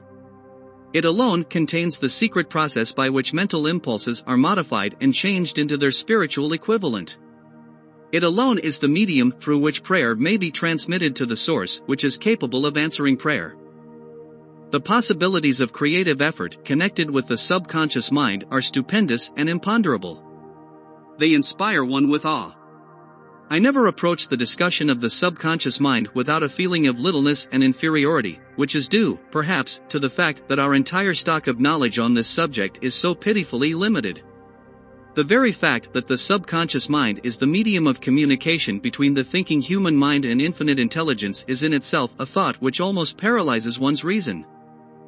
After you have accepted as a reality the existence of the subconscious mind and understand its possibilities as a medium for transmuting your desires into their physical or monetary equivalent, you will comprehend the full significance of the instructions given in Chapter 1 on desire. You will also understand why you have been repeatedly admonished to make your desires clear and reduce them writing. You will also understand the necessity of persistence in carrying out instructions. The instructions involved in the 13 steps to riches are the stimuli with which you acquire the ability to reach and to influence your subconscious mind. Do not become discouraged if you cannot do this upon the first attempt. Remember that the subconscious mind may be voluntarily directed only through habit, using the directions given in Chapter 2 on faith. You have not yet had time to master faith. Be patient. Be persistent. A good many statements in the chapters on faith and autosuggestion will be repeated here for the benefit of your subconscious mind. Remember, your subconscious mind functions automatically whether you make any effort to influence it or not. This naturally suggests to you that thoughts of fear and poverty and all negative thoughts serve as stimuli to your subconscious mind unless you master these impulses and give your subconscious mind more desirable food upon which it may feed. The subconscious mind will not remain idle. If you fail to plant desires in your subconscious mind, it will feed upon the thoughts which reach it as the result of your neglect. It has already been explained that thought impulses, both negative and positive, reach the subconscious mind continuously from the 4 sources mentioned in Chapter 10. For the present, it is sufficient if you remember that you are living daily in the midst of all manner of thought impulses which are reaching your subconscious mind without your knowledge or awareness. Some of these impulses are negative, some are positive. You are now engaged in trying to help shut off the flow of negative impulses and to aid in voluntarily influencing your subconscious mind through positive impulses of desire. When you achieve this, you will possess the key which unlocks the door to your subconscious mind. Moreover, you will control the door so completely that no undesirable thought will influence your subconscious mind. Everything which human beings create begins in the form of a thought impulse. No one can create anything which he or she does not first conceive in thought. Through the aid of the imagination, thought impulses may be assembled into plans. The imagination, when under control, may be used for the creation of plans or purposes that lead to success in one's chosen occupation.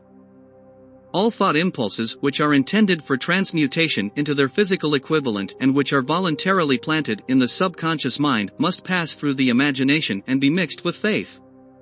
The mixing of faith with a plan or purpose, intended for submission to the subconscious mind, may be done only through the imagination.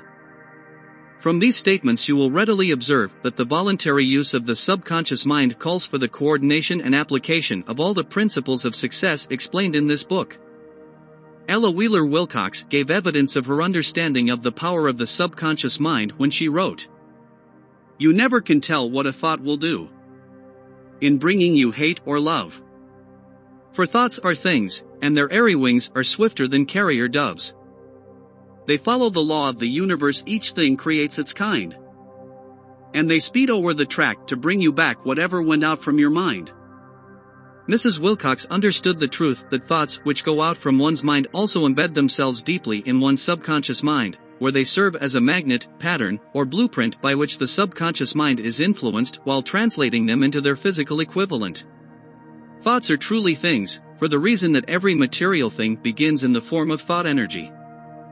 The subconscious mind is more susceptible to influence by impulses of thought which are mixed with feeling or emotion than by those originating solely in the reasoning portion of the mind. In fact, there is much evidence to support the theory that only emotionalized thoughts have any action influence upon the subconscious mind. It is a well-known fact that emotion or feeling rules the majority of people. If it is true that the subconscious mind responds more quickly to, and is influenced more readily by, thought impulses which are energized with emotion, then it is essential to become familiar with the more important of the emotions. There are 7 major positive emotions and 7 major negative emotions. The negatives automatically inject themselves into the thought impulses, which ensures their passage into the subconscious mind. The positives must be injected, through the principle of autosuggestion, into the thought impulses which an individual wishes to pass on to his or her subconscious mind. Instructions for accomplishing this are given in Chapter 3 on autosuggestion.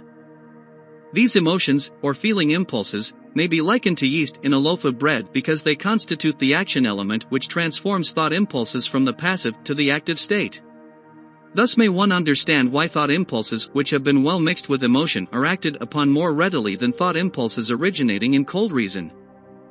You are preparing yourself to influence and control the inner audience of your subconscious mind in order to hand over to it the desire for money, which you wish transmuted into its monetary equivalent. It is essential, therefore, that you understand the method of approach to this inner audience. You must speak its language or it will not heed your call. It understands best the language of emotion or feeling. Let me, therefore, describe here the 7 major positive emotions and the 7 major negative emotions, so that you may draw upon the positives and avoid the negatives when giving instructions to your subconscious mind. The 7 major positive emotions. The emotion of desire, the emotion of faith, the emotion of love, the emotion of sex. The emotion of enthusiasm, the emotion of romance, the emotion of hope. There are other positive emotions, but these are the 7 most powerful and the ones most commonly used in creative effort. Master these 7 emotions, they can be mastered only by use, and the other positive emotions will be at your command when you need them. Remember, in this connection, that you are studying a book which is intended to help you develop money consciousness by filling your mind with positive emotions. One does not become money conscious by filling one's mind with negative emotions. The 7 major negative emotions. To be avoided. The emotion of fear. The emotion of jealousy, the emotion of hatred, the emotion of revenge. The emotion of greed. The emotion of superstition, the emotion of anger. Positive and negative emotions cannot occupy the mind at the same time. One or the other must dominate. It is your responsibility to make sure that positive emotions constitute the dominating influence of your mind. Here the law of habit will come to your aid. Form the habit of applying and using the positive emotions. Eventually, they will dominate your mind so completely that the negatives cannot enter it. Only by following these instructions literally and continuously can you gain control over your subconscious mind. The presence of a single powerful negative thought or feeling in your conscious mind is sufficient to destroy all chances of constructive aid from your subconscious mind. If you are an observant person, you must have noticed that most people resort to prayer only after everything else has failed. Or else they pray by a ritual of meaningless words. And because it is a fact that most people who pray do so only after everything else has failed, they go to prayer with their minds filled with fear and doubt, which are the emotions the subconscious mind acts upon and passes on to infinite intelligence. Likewise, those are the emotions which infinite intelligence receives and acts upon. If you pray for a thing, but have fear as you pray that you may not receive it or that your prayer will not be acted upon by infinite intelligence, your prayer will have been in vain. Prayer does sometimes result in the realization of that for which one prays. If you have ever had the experience of receiving that for which you prayed, go back in your memory and recall your actual state of mind while you were praying, and you will know for sure that the theory here described is more than a theory. The time may come when the schools and educational institutions of the country will teach the science of prayer. When that time comes, it will come as soon as humanity is ready for it and demands it. No one will approach the universal mind, infinite intelligence, in a state of fear, for the very good reason that there will be no such emotion as fear. Ignorance, superstition, and false teaching will have disappeared, and human beings will have attained their true status as children of infinite intelligence. A few have already attained this blessing. If you believe this prophecy is far-fetched, take a look at the human race in retrospect. Less than 100 years ago, people believed that lightning was evidence of the wrath of God and feared it. Now, thanks to the power of faith, we have harnessed lightning and made it turn the wheels of industry.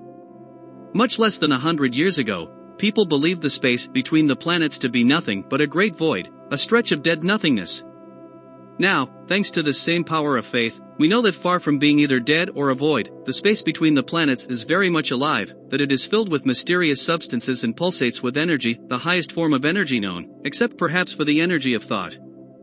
Moreover, there is evidence that this living, pulsating, vibratory energy which permeates every atom of matter and fills every niche of space, connects every human brain with other human brains in mysterious ways we do not yet understand. Why should we not believe that this same energy connects every human brain with infinite intelligence? There are no toll gates between the finite human mind and infinite intelligence. The communication costs nothing except patience, faith, persistence, understanding, and a sincere desire to communicate. Moreover, the approach can be made only by each individual. Paid prayers are worthless. Infinite intelligence does no business by proxy. You either go direct or you do not communicate. You may buy prayer books and repeat them until the day of your doom without avail. Thoughts which you wish to communicate to infinite intelligence must undergo transformation, such as can be given only through your own subconscious mind. The method by which you may communicate with infinite intelligence is analogous to that through which the vibration of sound is communicated by radio. If you understand the working principle of radio, you know that sound cannot be communicated through the airwaves until it has been stepped up or changed into a rate of vibration which the human ear cannot detect. The radio processing and transmitting equipment takes the sound of the human voice and scrambles or modifies it by stepping up the vibration millions of times. Only in this way can the vibration of sound be communicated hundreds or thousands of miles away. After this transformation has taken place, the original vibrations of sound, now in the form of highly energized electromagnetic waves, are broadcast across the airwaves to radio receivers, which step that energy back down to its original state so that it is recognized as sound. Similarly, the subconscious mind is the intermediary which translates one's prayers into terms which infinite intelligence utilizes, presents the message, and receives back the answer in the form of a definite plan or idea for procuring the object of the prayer. Understand this principle and you will know why mere words read from a prayer book, while they may provide comfort and give one cause for reflection and meditation, cannot and will never serve as an agency of active communication between the human mind and infinite intelligence. Before your prayer will reach infinite intelligence, a statement of this author's theory only, it is transformed in some way from its original thought vibration into terms of spiritual vibration. Faith is the only known agency which will give your thoughts a spiritual nature in this way. Faith and fear make poor bedfellows. Where one is found, the other cannot exist. Chapter 12: The Brain. A broadcasting and receiving station for thought. The 12th step to riches. More than 20 years ago, I, working in conjunction with Dr. Alexander Graham Bell and Dr. Elmer R. Gates, observed that every human brain is both a broadcasting and a receiving station for the impulses of thought. Under the right circumstances and in a fashion that may be likened to that employed by the radio broadcasting principle, every human brain is capable of picking up thought impulses which originate in the brains of others. In connection with the statement in the preceding paragraph, compare and consider the description of the creative imagination as outlined in the discussion on imagination in Chapter 5. The creative imagination is the receiving set of the brain, which processes thoughts released by the brains of others.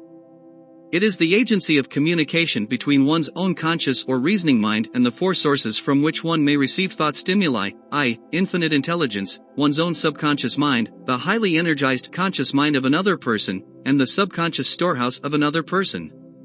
See the discussion on the sixth sense in Chapter 10.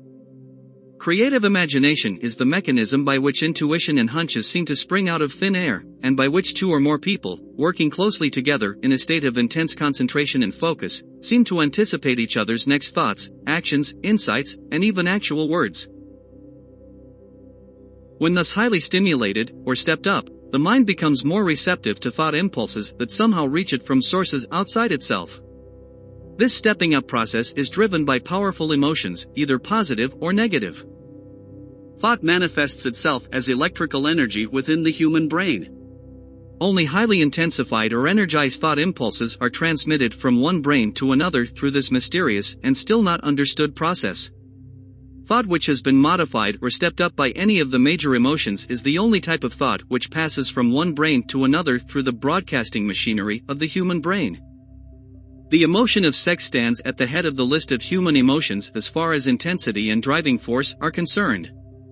The brain which has been stimulated by the emotion of sex is much more highly energized than it is when that emotion is dormant or absent. To reiterate an earlier point, stimulated by the emotion of sex refers to a sex drive that is vigorous and powerful, yet under control, channeled, and given adequate and appropriate expression. The result of sex transmutation is the increase of this energizing effect on thoughts and thought processes to such a pitch that the creative imagination becomes highly receptive to ideas, which it seems to literally pluck out of thin air. When the brain is operating in this highly energized state, it not only attracts thoughts and ideas released by other brains, but it also gives to its own thoughts that feeling which is essential before those thoughts will be picked up and acted upon by one's own subconscious mind. Thus, you will see that the broadcasting principle is the factor through which you mix feeling or emotion with your thoughts and pass them on to your subconscious mind. The subconscious mind is the sending station of the brain, through which thought impulses are broadcast. The creative imagination is the receiving set, through which thought impulses are picked up. Along with the important factors of the subconscious mind and the faculty of the creative imagination, which together constitute the sending and receiving sets of your mental broadcasting equipment, consider now the principle of autosuggestion, which is the medium by which you may put into operation your broadcasting station. Through the instructions described in Chapter 3 on autosuggestion, you were definitely and specifically shown the method by which desire may be transmuted into its monetary equivalent. Operation of your mental broadcasting station is a comparatively simple procedure. You have but three factors to bear in mind and apply when you wish to use your broadcasting station: the subconscious mind, creative imagination, and autosuggestion. The stimuli through which you put these three forces into action have been described. The procedure begins with desire. The greatest forces are intangible. The world has been brought to the very borderline of an understanding of the forces that are intangible and unseen. Throughout history, people have depended too much upon their physical senses and have limited their knowledge to physical things they could see, touch, weigh, and measure. We are now entering the most marvelous of all ages, an age which will teach us something of the intangible forces of the world about us. Perhaps we shall learn as we pass through this age that the other self is more powerful than the physical self we see when we look in a mirror. Sometimes people speak lightly of the intangibles, the things they cannot perceive through any of their five senses, and when we hear such people speak, it should remind us that all of us are controlled by forces which are unseen and intangible. The whole human race has not the power to cope with nor control the intangible force wrapped up in the rolling waves of the oceans. We still do not have the ability to understand the intangible force of gravity, which keeps this little earth suspended in midair and keeps us from falling from it, much less the power to control that force. We are entirely subservient to the intangible force that comes with a thunderstorm, and we are just as helpless in the presence of the intangible force of electricity. We do not even fully understand what electricity is, where it comes from, or what is its ultimate purpose. Nor is this by any means the end of our ignorance in connection with things unseen and intangible.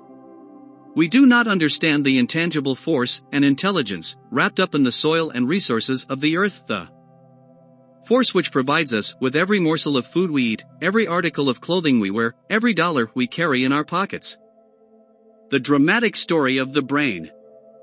Last, but not least, we've with all of our boasted culture and education. Understand little or nothing of the intangible force, the greatest of all the intangibles, of thought. We know but little concerning the physical brain and its vast network of intricate structures through which the power of thought is translated into its material equivalent, but we are now entering an age which shall yield enlightenment on the subject. Already scientists have turned their attention to the study of this stupendous thing called a brain, and, while they are still in the kindergarten stage of their studies, they have uncovered enough knowledge to know that the central switchboard of the human brain, the number of lines which connect the brain cells one with another, equals the figure 1, followed by 15 million zeros.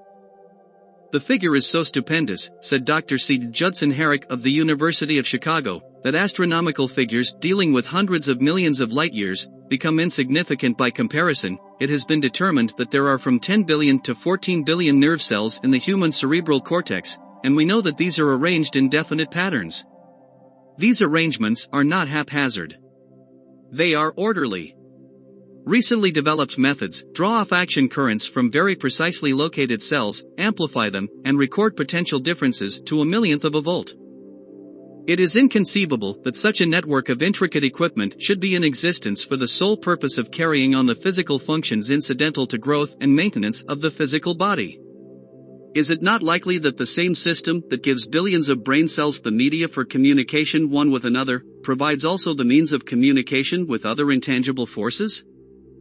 After this book had been written, and just before the manuscript went to the publisher, there appeared in the New York Times an editorial showing that at least one great university and one intelligent investigator in the field of mental phenomena were carrying on organized research through which conclusions were reached that parallel many of those described in this and the following chapter.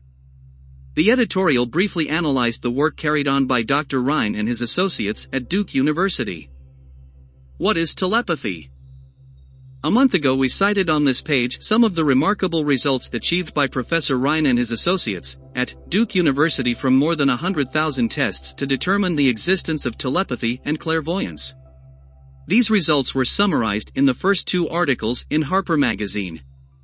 In the second that has now appeared, the author, E.H. Wright, attempts to summarize what has been learned, or what it seems reasonable to infer, regarding the exact nature of these extrasensory modes of perception. The actual existence of telepathy and clairvoyance now seems to some scientists enormously probable as the result of Rhine's experiments. Various percipients were asked to name as many cards in a special pack as they could without looking at them and without other sensory access to them.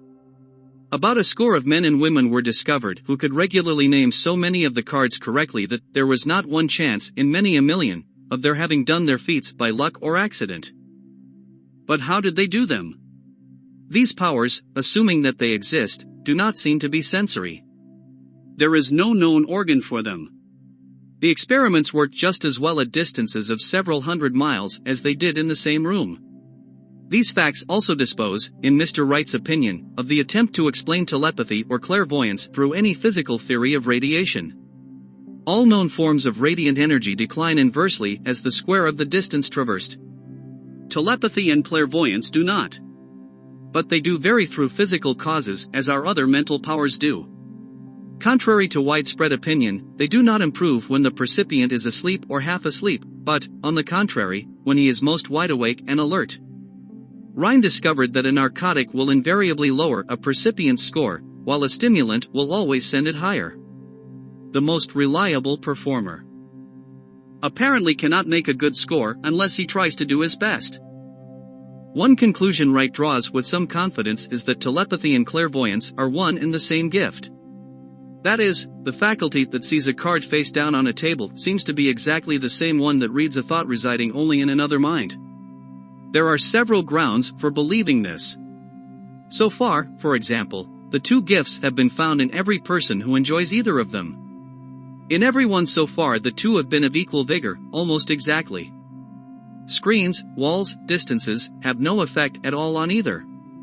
Wright advances from this conclusion to express what he puts forward as no more than the mere hunch that other extrasensory experiences, prophetic dreams, premonitions of disaster, and the like, may also prove to be part of the same faculty. The reader is not asked to accept any of these conclusions unless he finds it necessary, but the evidence that Rhine has piled up must remain impressive. In view of Dr. Rhine's announcement in connection with the conditions under which the mind responds to what he terms extrasensory modes of perception, I now feel privileged to add to his testimony by stating that my associates and I have discovered what we believe to be the ideal conditions under which the mind can be stimulated so that the sixth sense described in the next chapter can be made to function in a practical way. The conditions to which I refer consist of a close working alliance between myself and two members of my staff. Through experimentation and practice, we discovered how to stimulate our minds, by applying the principle used in connection with the invisible counselors described in the next chapter, so that we can, by a process of blending our three minds into one, find the solution to a great variety of problems. The procedure is simple. We sit down at a conference table, clearly state the nature of the problem we have under consideration, then begin discussing it. Each contributes whatever thoughts that may occur. The strange thing about this method of mind stimulation is that it places each participant in communication with unknown sources of knowledge definitely outside his own experience. If you understand the principle described in Chapter 9 on the mastermind, you of course recognize the roundtable procedure here described as being a practical application of the mastermind.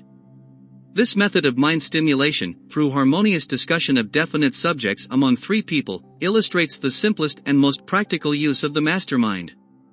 By adopting and following a similar plan, any student of this philosophy may come into possession of the famous Carnegie formula briefly described in the introduction. If it means nothing to you at this time, mark this page and read it again after you have finished the final chapter. All individuals have become what they are because of their dominating thoughts and desires. Chapter 13, The Sixth Sense. The Door to the Temple of Wisdom. The 13th Step to Riches. The 13th step to riches, the final step, is known as the sixth sense, through which infinite intelligence may and will communicate voluntarily, without any effort from or demands by the individual. This principle is the apex of the Think and Grow Rich philosophy. It can be assimilated, understood, and applied only by first mastering the other 12 principles explained in the previous chapters. The sixth sense is that portion of the subconscious mind which has been referred to as creative imagination. It has also been referred to as the receiving set through which ideas, plans, and thoughts flash into the mind. These flashes are sometimes called hunches or inspirations. The sixth sense defies description. It cannot be described to a person who has not mastered the other principles of this philosophy because such a person has no knowledge and no experience with which the sixth sense may be compared. Understanding of the sixth sense comes only by meditation through mind development from within. The sixth sense most likely is the medium of contact between the finite human mind and infinite intelligence, and for this reason it is a mixture of both the mental and the spiritual. It is believed to be the point at which the human mind contacts the universal mind. After you have mastered all of the success principles explained in this book, you will be prepared to accept as truth a statement which may otherwise be incredible to you, namely, through the aid of the sixth sense, you will be warned of impending dangers in time to avoid them and notified of opportunities in time to embrace them. With the development of the sixth sense, there comes to your aid, to do your bidding, a guardian angel, who will open to you at all times the door to the temple of wisdom. Whether or not this is a statement of truth you will never know except by following the instructions described in the pages of this book or some similar method of procedure. I am not a believer in nor an advocate of miracles, for the reason that I have enough knowledge of nature to understand that nature never deviates from her established laws. Some of her laws are so incomprehensible that they produce what appear to be miracles. The sixth sense comes as near to being a miracle as anything I have ever experienced, and it appears so only because I do not understand the method by which this principle is operated. This much I do know: there is a power, or a first cause, or an intelligence, which permeates every atom of matter and embraces every unit of energy perceptible to the human mind, and this infinite intelligence converts acorns into oak trees, causes water to flow downhill in response to the law of gravity, follows night with day, and winter with summer, each maintaining its proper place and relationship to the other. This intelligence may, through the principles of the Think and Grow Rich philosophy, be induced to aid in transmuting desires into concrete, or material, form. I have this knowledge because I have experimented with it and have experienced it. Step by step through the preceding chapters, you have been led to this, the last principle. If you have mastered each of the preceding principles, you are now prepared to accept without being skeptical the stupendous claims made here. If you have not mastered the other principles, you must do so before you may determine definitely whether or not the claims made in this chapter are fact or fiction. While I was passing through the age of hero worship, I found myself trying to imitate those whom I most admired. Moreover, I discovered that the element of faith, with which I endeavored to imitate my idols, gave me great capacity to do so quite successfully. I have never entirely divested myself of this habit of hero worship, although I have passed the age commonly given over to such. My experience has taught me that the next best thing to being truly great is to emulate the great, by feeling in action, as nearly as possible. Long before I had ever written a line for publication or endeavored to deliver a speech in public, I followed the habit of reshaping my own character by trying to imitate the 9 individuals whose lives and life's work had been most impressive to me. These 9 were Ralph Waldo Emerson, Thomas Paine, Thomas A. Edison, Charles Darwin, Abraham Lincoln, Luther Burbank, Napoleon Bonaparte, Henry Ford, and Andrew Carnegie. Every night over a long period of years, I held an imaginary council meeting with this group whom I called my invisible counselors. The procedure was this. Just before going to sleep at night, I would shut my eyes and see in my imagination this group of men seated with me around my council table. Here I had not only an opportunity to sit among those whom I considered to be great, but I actually dominated the group by serving as the chairman. Before eyebrows are raised, let me assure you that I had a very definite purpose in indulging my imagination through these nightly meetings. My purpose was to rebuild my own character so it would represent a composite of the characters of my imaginary counselors. Realizing as I did early in life that I had to overcome the handicap of being born into an environment of ignorance and superstition, I deliberately assigned myself the task of voluntary rebirth through the method here described. Building character through autosuggestion. Being an earnest student of psychology, I knew, of course, that all individuals have become what they are because of their dominating thoughts and desires. I knew that every deeply seated desire has the effect of causing one to seek outward expression through which that desire may be transmuted into reality. I knew that self-suggestion is a powerful factor in building character, that it is, in fact, the sole principle through which character is built. With this knowledge of the principles of mind operation, I was fairly well armed with the equipment needed to rebuild my character. In these imaginary council meetings, I called on my cabinet members for the knowledge I wished each to contribute, addressing myself to each member in audible words such as follows. Mr. Emerson, I desire to acquire from you the marvelous understanding of nature which distinguished your life. I ask that you make an impression upon my subconscious mind of whatever qualities you possessed which enabled you to understand and adapt yourself to the laws of nature.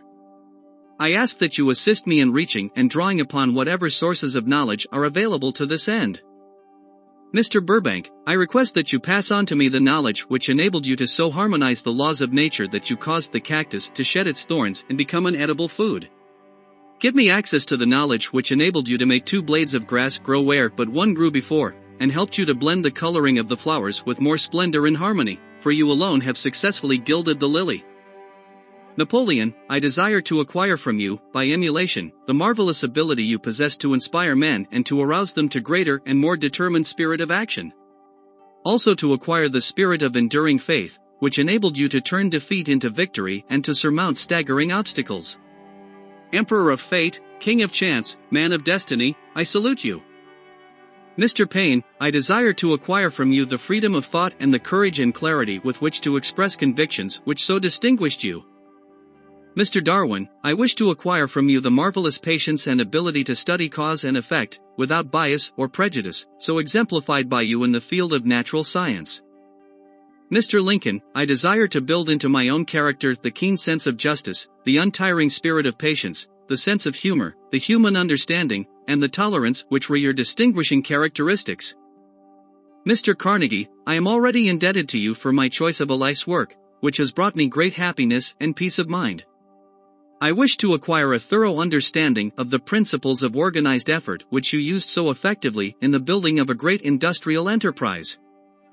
Mr. Ford, you have been among the most helpful of the people who have supplied much of the material essential to my work. I wish to acquire your spirit of persistence, the determination, poise, and self-confidence which have enabled you to master poverty and to organize, unify, and simplify human effort, so that I may help others to follow in your footsteps. Mr. Edison, I have seated you nearest to me, at my right, because of the personal cooperation you have given me during my research into the causes of success and failure. I wish to acquire from you the marvelous spirit of faith with which you have uncovered so many of nature's secrets, the spirit of unremitting toil with which you have so often wrested victory from defeat. My method of addressing the members of the imaginary cabinet would vary according to the traits of character in which I was for the moment most interested in acquiring. I studied the records of their lives with painstaking care. After some months of this nightly procedure, I was astounded by the discovery that these imaginary figures became apparently real. Each of these 9 men developed individual characteristics, which surprised me. For example, Lincoln developed the habit of always being late, then walking around in solemn parade. When he came, he walked very slowly with his hands clasped behind him, and once in a while, he would stop as he passed and rest his hand momentarily upon my shoulder. He always wore an expression of seriousness upon his face. Rarely did I see him smile. The cares of a sundered nation made him grave. That was not true of the others. Burbank and Payne often indulged in witty repartee which seemed at times to shock the other members of the cabinet. One night Payne suggested that I prepare a lecture on the age of reason and deliver it from the pulpit of a church which I formerly attended. Many around the table laughed heartily at the suggestion. Not Napoleon. He drew his mouth down at the corners and groaned so loudly that all turned and looked at him with amazement. To him the church was but a pawn of the state, not to be reformed, but to be used as a convenient inciter to mass activity by the people. On one occasion Burbank was late. When he came, he was excited with enthusiasm and explained that he had been late because of an experiment he was conducting, through which he hoped to be able to grow apples on any sort of tree. Payne chided him by reminding him that it was an apple which started all the trouble between man and woman. Darwin chuckled heartily as he suggested that Payne should watch out for little serpents when he went into the forest to gather apples, as they had the habit of growing into big snakes. Emerson observed, "No serpents, no apples," and Napoleon remarked, "No apples, no state." Lincoln developed the habit of always being the last one to leave the table after each meeting. On one occasion, he leaned across the end of the table, his arms folded, and remained in that position for many minutes. I made no attempt to disturb him. Finally, he lifted his head slowly, got up and walked to the door, then turned around, came back, and laid his hand on my shoulder and said, "My boy, you will need much courage if you remain steadfast in carrying out your purpose in life. But remember, when difficulties overtake you, the common people have common sense. Adversity will develop it." One evening Edison arrived ahead of all the others. He walked over and seated himself at my left, where Emerson was accustomed to sit, and said, "You are destined to witness the discovery of the secret of life. When the time comes, you will observe that life consists of great swarms of energy, or entities, each as intelligent as human beings think themselves to be. These units of life group together like hives of bees and remain together until they disintegrate through lack of harmony. These units have differences of opinion, the same as human beings, and often fight among themselves. These meetings which you are conducting will be very helpful to you. They will bring to your rescue some of the same units of life which served the members of your cabinet during their lives. These units are eternal. They never die. Your own thoughts and desires serve as the magnet which attracts units of life from the great ocean of life out there. Only the friendly units are attracted, the ones which harmonize with the nature of your desires." The other members of the cabinet began to enter the room. Edison got up and slowly walked around to his own seat. Edison was still living when this happened. It impressed me so greatly that I went to see him and told him about the experience. He smiled broadly and said, "Your dream was more a reality than you may imagine it to have been." He added no further explanation to his statement. These meetings became so realistic that I became fearful of their consequences and discontinued them for several months.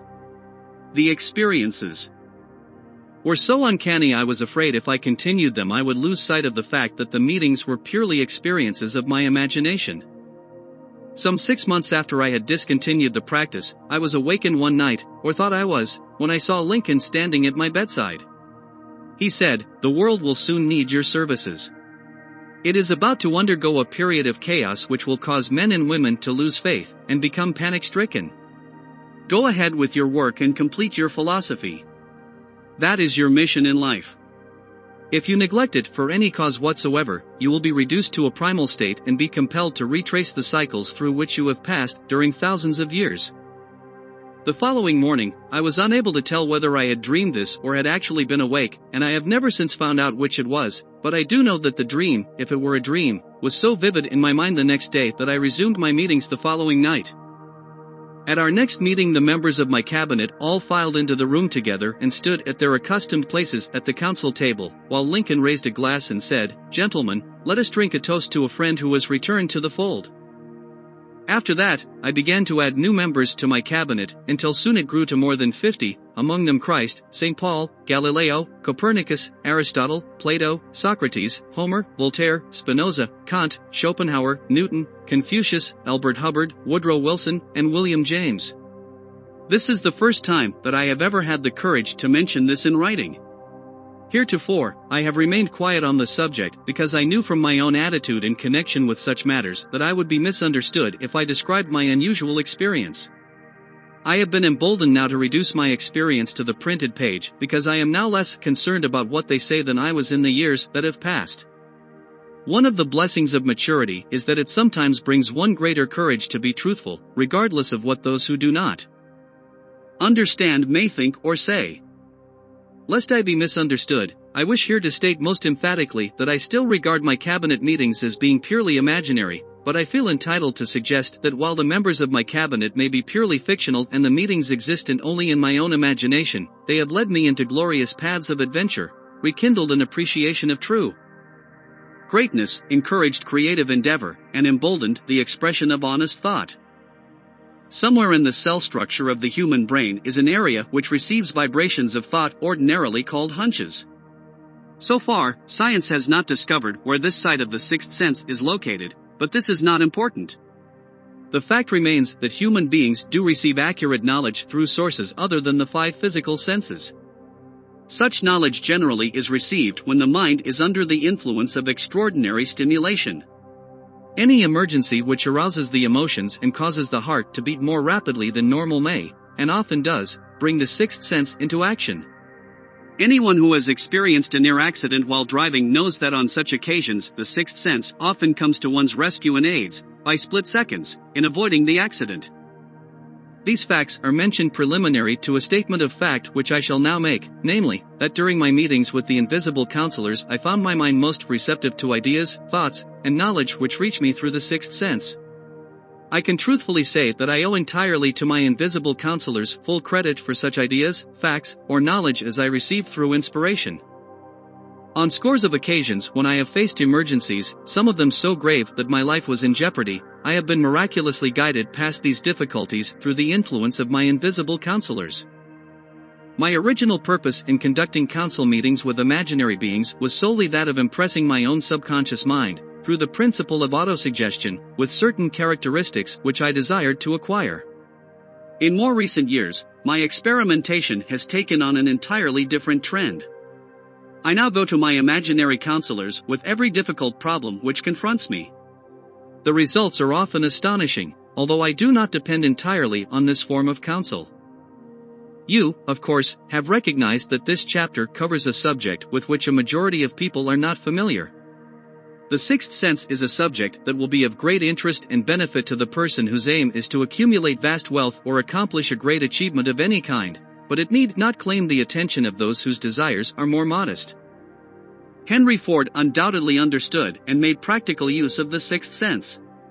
His vast business and financial operations made it necessary for him to understand and use this principle. Thomas Edison understood and used the sixth sense in connection with the development of inventions, especially those involving basic patents where he had no human experience and no accumulated knowledge to guide him, as was the case while he was working on the phonograph and the motion picture machine. Nearly all great leaders, such as Napoleon, Bismarck, Joan of Arc, Christ, Buddha, Confucius, and Muhammad understood and made use of the sixth sense almost continuously.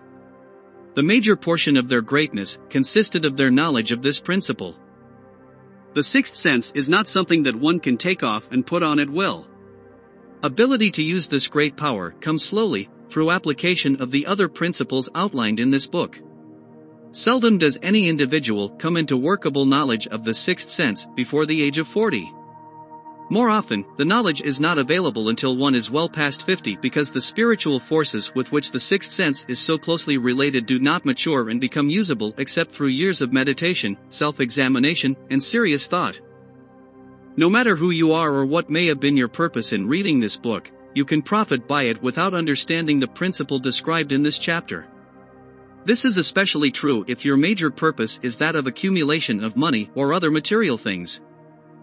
This chapter on the sixth sense was included because the book is designed to present a complete philosophy by which individuals may unerringly guide themselves in attaining whatever they ask of life.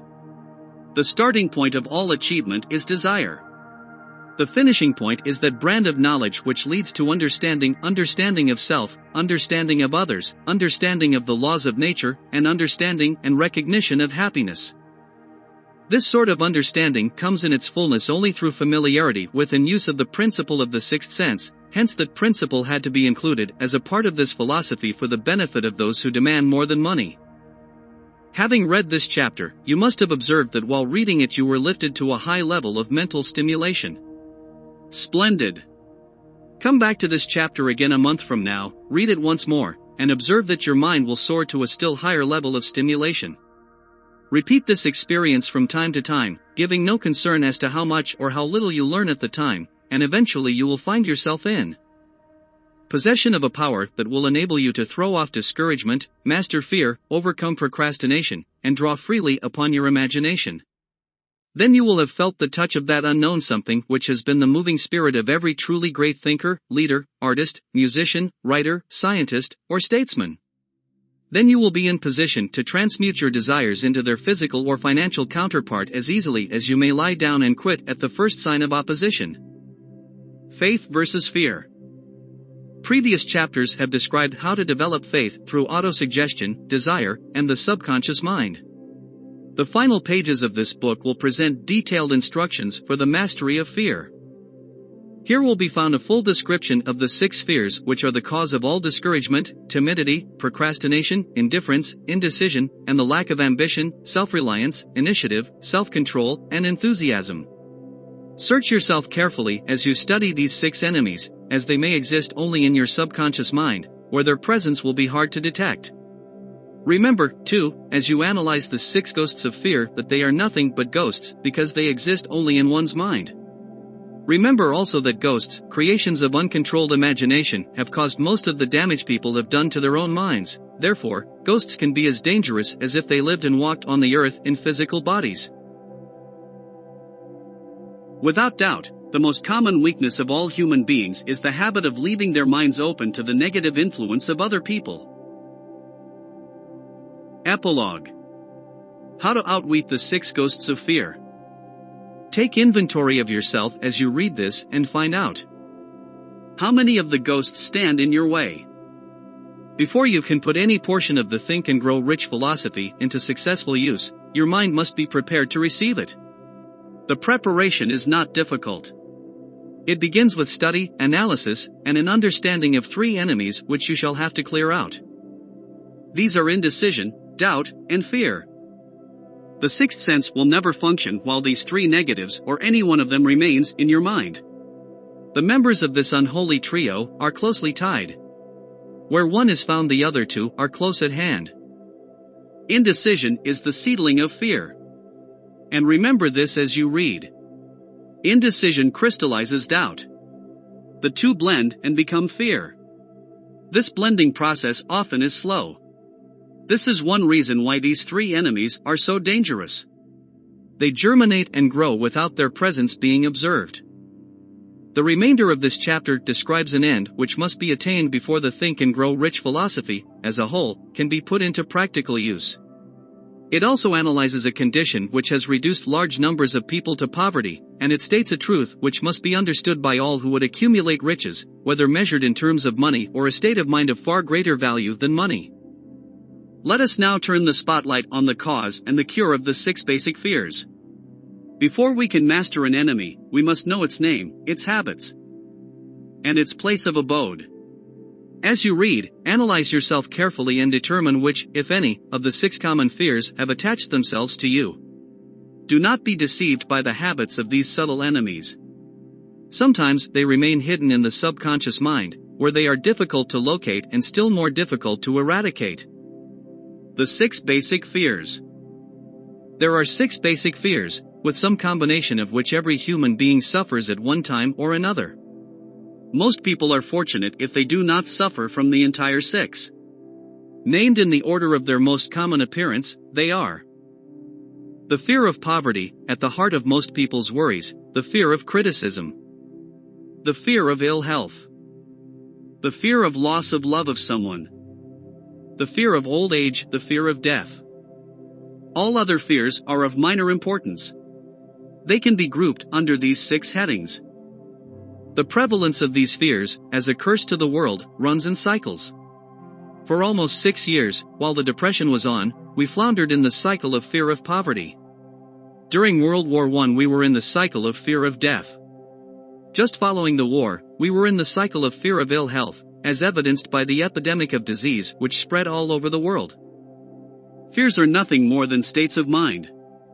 As has been demonstrated repeatedly in the chapters of this book, one state of mind is subject to control and direction.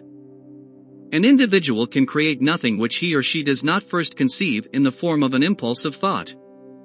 Following this statement comes another of still greater importance, namely, that thought impulses begin immediately to translate themselves into their physical equivalent, whether those thoughts are voluntary or involuntary. Thought. Impulses which are picked up by mere chance from sources outside one's own mind, thoughts created in other minds, may determine one's financial, business, professional, or social destiny just as surely as do the thought impulses which one creates by intent and design. We are here laying the foundation for the presentation of a fact of great importance to the person who does not understand why some people appear to be lucky while others of equal or greater ability, training, experience, and intellectual capacity seem destined to misfortune. This fact may be explained by the statement that all human beings have the ability to completely control their own mind, and with this control, obviously, all individuals can open their minds to the tramp thought impulses which derive from the brains of others, or else can close the doors tightly and admit only thought impulses of their own choice. Nature has endowed human beings with absolute control over only one thing, and that is thought. This fact, coupled with the additional fact that everything that human beings create begins in the form of a thought, an idea, leads one very near to the principle by which fear may be mastered. If it is true that all thought has a tendency to clothe itself in its physical equivalent, and this is true beyond any doubt, it is equally true that thought impulses of fear and poverty cannot be translated into terms of courage and financial gain. The people of America began to think of poverty following the Wall Street crash of 1929. Slowly but surely, that mass thought was crystallized into its physical equivalent, which was known as a depression. This had to happen. It is in conformity with the laws of nature. The fear of poverty. There can be no compromise between poverty and riches. The roads that lead to poverty and riches travel in opposite directions. If you want riches, you must refuse to accept any circumstance that leads toward poverty. The word riches is here used in its broadest sense, meaning financial, spiritual, mental and material estates. The starting point of the path that leads to riches is desire. In Chapter 1, you received full instructions for the proper use of desire. Now in this concluding discussion on fear you will receive complete instructions for preparing your mind to make practical use of desire. Here then is the place to give yourself a challenge which will definitely determine how much of this philosophy you have absorbed so far. Here is the point at which you can turn prophet and foretell accurately what the future holds in store for you. If, after reading what follows, you are willing to accept poverty, you may as well make up your mind to receive poverty. This is one decision you cannot avoid. If you demand riches, determine what form of riches and how much will be required to satisfy you. You should now know the road that leads to riches. You have been given a roadmap which, if followed, will keep you on that road. If you neglect to make the start, or stop before you arrive, no one will be to blame but you. The responsibility is yours. No alibi will save you from accepting this responsibility. If you now fail or refuse to demand riches of life, it will be because of one thing, the only thing you can truly control, a state of mind. And a state of mind is something that one assumes. It cannot be purchased. It must be created. Fear of poverty is a state of mind, nothing else. But it is sufficient to destroy one's chances of achievement in any undertaking, a truth which becomes painfully evident during any time of economic difficulty and uncertainty. Fear of poverty paralyzes the faculty of reason, destroys the faculty of imagination, kills self-reliance, undermines enthusiasm, discourages initiative, leads to uncertainty of purpose, encourages procrastination, wipes out enthusiasm, and makes self-control impossible. It takes the charm from one's personality, destroys the possibility of accurate thinking, diverts concentration of effort, kills persistence, turns willpower into nothingness, destroys ambition, beclouds memory, and invites failure in every conceivable form. It kills love and assassinates the finer emotions of the heart, discourages friendship, invites disaster in 100 forms, leads to sleeplessness, misery and unhappiness, and all this despite the obvious truth that we live in a world of overabundance of everything the heart could desire, with nothing standing between us and our desires except lack of a definite purpose and the plans that derive from it. The fear of poverty is without doubt the most destructive of the 6 basic fears. It has been placed at the head of the list because it is the most difficult fear to master. Considerable courage is required to state the truth about the origin of this fear, and still greater courage to accept the truth after it has been stated.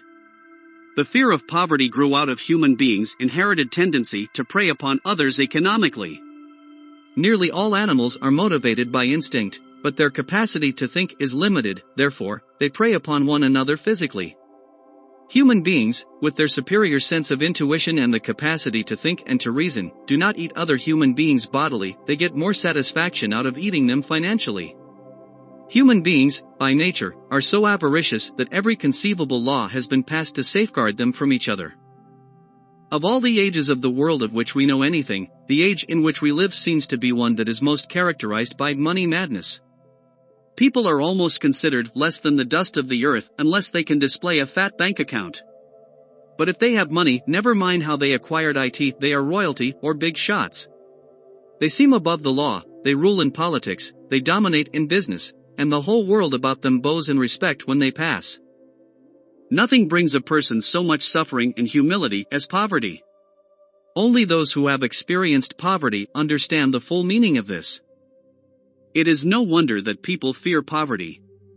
Through a long line of inherited experiences, people have learned, for sure, that some individuals cannot be trusted where matters of money and earthly possessions are concerned. This is a stinging, but true indictment. The majority of marriages continue to be motivated by the wealth possessed by one or both of the contracting parties. It is no wonder, therefore, that the divorce courts stay busy. So eager are people to possess wealth that they will acquire it in whatever manner they can, through legal methods if possible, through other methods if necessary or expedient. Self-analysis may disclose weaknesses which one does not like to acknowledge. This form of examination is essential for all who demand of life more than mediocrity and poverty. Remember, as you check yourself point by point, that you are both the court and the jury, the prosecuting attorney and the attorney for the defense, the plaintiff and the defendant, and it is you who are on trial. Face the facts squarely. Ask yourself definite questions and demand direct replies. When your examination is over, you will know more about yourself. If you do not feel that you can be an impartial judge in this self-examination, call upon someone who knows you well to serve as judge while you cross-examine yourself. You are after the truth. Get it, no matter at what cost, even though it may temporarily embarrass you. The majority of people, if asked what they fear most, would reply, "I fear nothing." The reply would be inaccurate because few people realize that they are bound, handicapped, and whipped spiritually and physically by some form of fear. So subtle and deeply seated is the emotion of fear that one may go through life burdened with it, never recognizing its presence. Only a courageous analysis will disclose the presence of this universal enemy. When you begin such an analysis, search deeply into your character. Here is a list of the symptoms for which you should look. Symptoms of the fear of poverty. Indifference. Commonly expressed through lack of ambition, willingness to tolerate poverty, acceptance of whatever compensation life may offer without protest, mental and physical laziness, lack of initiative, imagination, enthusiasm, and self-control. Indecision. The habit of permitting others to do one's thinking. Staying on the fence. Doubt. Generally expressed through alibis and excuses designed to cover up, explain away, or apologize for one's failures, sometimes expressed in the form of envy of those who are successful or by criticism of them. Worry. Usually expressed by finding fault with others, a tendency to spend beyond one's income, neglect of personal appearance, scowling and frowning, intemperance and the use of alcoholic, sometimes through the use of narcotics, nervousness, lack of poise, self-consciousness and lack of self-reliance. Overcaution. The habit of looking for the negative side of every circumstance, thinking and talking of possible failure instead of concentrating upon the means of succeeding. Knowing all the roads to disaster, but never searching for the plans to avoid failure. Waiting for the right time to begin putting ideas and plans into action, until the waiting becomes a permanent habit. Remembering those who have failed, and forgetting those who have succeeded. Seeing the hole in the donut, but overlooking the donut. Pessimism, leading to indigestion, poor elimination, auto-intoxication, bad breath, and bad disposition. Procrastination. The habit of putting off until tomorrow that which should have been done last year. Spending enough time in creating alibis and excuses to have done the job. This symptom is closely related to overcaution, doubt, and worry. Refusal to accept responsibility when it can be avoided. Willingness to compromise rather than put up a stiff fight. Compromising with difficulties instead of harnessing and using them as stepping stones to advancement. Bargaining with life for a penny, instead of demanding prosperity, opulence, riches, contentment, and happiness. Planning what to do if and when overtaken by failure, instead of burning all bridges and making retreat impossible. Weakness of, and often total lack of, self-confidence, definiteness of purpose, self-control, initiative, enthusiasm, ambition, thrift, and sound reasoning ability. Expecting poverty instead of demanding riches. Association with those who accept poverty instead of seeking the company of those who demand and receive riches. Money talks. Some will ask, why did you write a book about money? Why measure riches in dollars alone? Some will believe, and rightly so, that there are other forms of riches more desirable than money. Yes, there are riches which cannot be measured in terms of dollars, but there are millions of people who will say, give me all the money I need, and I will find everything else I want. The major reason I wrote this book on how to get money is the fact that the world has but lately passed through an experience that left millions of men and women paralyzed with the fear of poverty. What this sort of fear does to one was well described by Westbrook Pegler in the New York World Telegram. Money is only clamshells or metal discs or scraps of paper, and there are treasures of the heart and soul which money cannot buy, but most people, being broke, are unable to keep this in mind and sustain their spirits. When a man is down and out and on the street, unable to get any job at all, something happens to his spirit which can be observed in the droop of his shoulders, the set of his hat, his walk, and his gaze. He cannot escape a feeling of inferiority among people with regular employment, even though he knows they are definitely not his equals in character, intelligence, or ability. These people, even his friends, feel, on the other hand, a sense of superiority and regard him, perhaps unconsciously, as a casualty. He may borrow for a time, but not enough to carry on in his accustomed way, and he cannot continue to borrow very long. But borrowing in itself, when a man is borrowing merely to live, is a depressing experience, and the money lacks the power of earned money to revive his spirits. Of course, none of this applies to bums or habitual ne'er-do-wells, but only to men of normal ambitions and self-respect. Women in the same predicament must be different. We somehow do not think of women at all in considering the down and outers. They are not recognizable in crowds by the same lane signs which identify busted men. Of course, I do not mean the shuffling hags of the city streets who are the opposite number of the confirmed male bums. I mean reasonably young, decent, and intelligent women. There must be many of them, but their despair is not apparent. When a man is down and out, he has time on his hands for brooding. He may travel miles to see a man about a job and discover that the job is filled, or that it is one of those jobs with no base pay but only a commission on the sale of some useless knickknack which nobody would buy. Turning that down, he finds himself back on the street with nowhere to go but just anywhere. So he walks and walks. He gazes into store windows at luxuries which are not for him, and feels inferior and gives way to people who stop to look with an active interest. He wanders into the railroad station or puts himself down in the library to ease his legs and soak up a little heat, but that isn't looking for a job, so he gets going again. He may not know it, but his aimlessness would give him away even if the very lines of his figure did not. He may be well dressed in the clothes left over from the days when he had a steady job, but the clothes cannot disguise the droop. He sees thousands of other people, bookkeepers or clerks or chemists, busy at their work, and envies them from the bottom of his soul. They have their independence, their self-respect and manhood, and he simply cannot convince himself that he is a good man, too, though he argue it out and arrive at a favorable verdict hour after hour. It is just money which makes this difference in him. With a little money he would be himself again. The fear of criticism.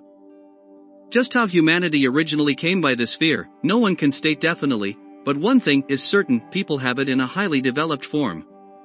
I am inclined to attribute the basic fear of criticism to that part of inherited human nature which prompts people not only to take away the goods and wares of others, but to justify their action by criticism of their victim's character. It is a well-known fact that thieves will criticize those from whom they steal, and that politicians seek office not by displaying their own virtues and qualifications, but by attempting to besmirch their opponents. The fear of criticism takes on many forms, the majority of which are petty and trivial. The astute manufacturers of clothing have not been slow to capitalize on this basic fear, with which all humanity has been cursed. Every season the styles in many articles of wearing apparel change. Who establishes the styles? Certainly not the purchaser of clothing, but the manufacturers. Why do they change the styles so often? The answer is obvious. They change the styles so they can sell more clothes. For the same reason the manufacturers of automobiles, with a few rare and very sensible exceptions, change styles of models every season. No one wants to drive an automobile which is not of the latest style, although the older model may actually be the better car. We have been describing the manner in which people behave under the influence of the fear of criticism as applied to the small and petty things of life. Let us now examine human behavior when this fear affects people in connection with the more important events of human relationship. Take, for example, practically any person who has reached the age of mental maturity, from 35 to 40 years of age, as a general average, and if you could read the secret thoughts of his or her mind, you would find a very decided disbelief in most of the fables taught by the majority of the dogmatists and theologians a few decades back. Not often, however, will you find an individual who has the courage to openly state his or her belief on this subject. Most people will, if pressed far enough, tell a lie rather than admit that they do not believe all of the stories associated with a religion, particularly if their religion, or sect, is one of those which are rigidly dogmatic and intolerant of questioning. Why does the average person, even in this day of enlightenment, shy away from denying his or her belief in those aspects of religious dogma that are almost surely fabulous, or fable-like? The answer is the fear of criticism. Men and women have been burned at the stake for daring to express their disbelief in ghosts. It is no wonder we have inherited a consciousness which makes us fear criticism. The time was, and not so far in the past, when criticism carried severe punishments, and still does in many countries. The fear of criticism robs people of their initiative, destroys their power of imagination, limits their individuality, takes away their self-reliance, and does them damage in 100 other ways. Parents often do their children irreparable injury by criticizing them. The mother of one of my boyhood chums used to punish him with a switch almost daily, always completing the job with the statement, "You'll land in the penitentiary before you are 20. He was sent to a reformatory at the age of 17. Criticism is the one form of service of which everyone has too much. Everyone has a stock of it which is handed out gratis, whether asked for or not. One's nearest relatives often are the worst offenders. It should be recognized as a crime. In reality, it is a crime of the worst nature for any parent to create an inferiority complex in the mind of a child through unnecessary criticism. Employers who understand human nature get the best there is in their employees not by criticism, but by constructive suggestion. Parents may accomplish the same results with their children. Criticism will plant fear in the human heart, or resentment, but it will not build love or affection. Symptoms of the fear of criticism. This fear is almost as universal as the fear of poverty, and its effects are just as fatal to personal achievement, mainly because this fear destroys initiative and discourages the use of imagination. The major symptoms of the fear are self-consciousness, generally expressed through nervousness, timidity in conversation and in meeting strangers, awkward movement of the hands and limbs, shifting of the eyes. Lack of poise, expressed through lack of voice control, nervousness in the presence of others, poor posture of body, poor memory. Weak personality, Lacking in firmness of decision, personal charm, and ability to express opinions, definitely. The habit of sidestepping issues instead of meeting them squarely. Agreeing with others without careful examination of their opinions. Inferiority complex. The habit of expressing self-approval by word of mouth and by actions, as a means of covering up a feeling of inferiority. Using big words to impress others, often without knowing the real meaning of the words. Imitating others in dress, speech, and manners. Boasting of imaginary achievements. This sometimes gives a surface appearance of a feeling of superiority. Extravagance. The habit of trying to keep up with the Jones, spending beyond one's income. Lack of initiative. Failure to embrace opportunities for self-advancement, fear to express opinions, lack of confidence in one's own ideas, giving evasive answers to questions asked by superiors, hesitancy of manner and speech, deceit in both words and deeds. Lack of ambition.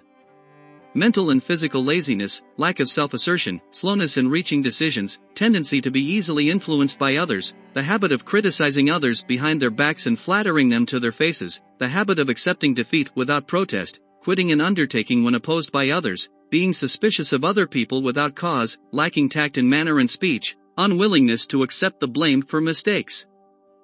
The fear of ill health. This fear may be traced to both physical and social heredity.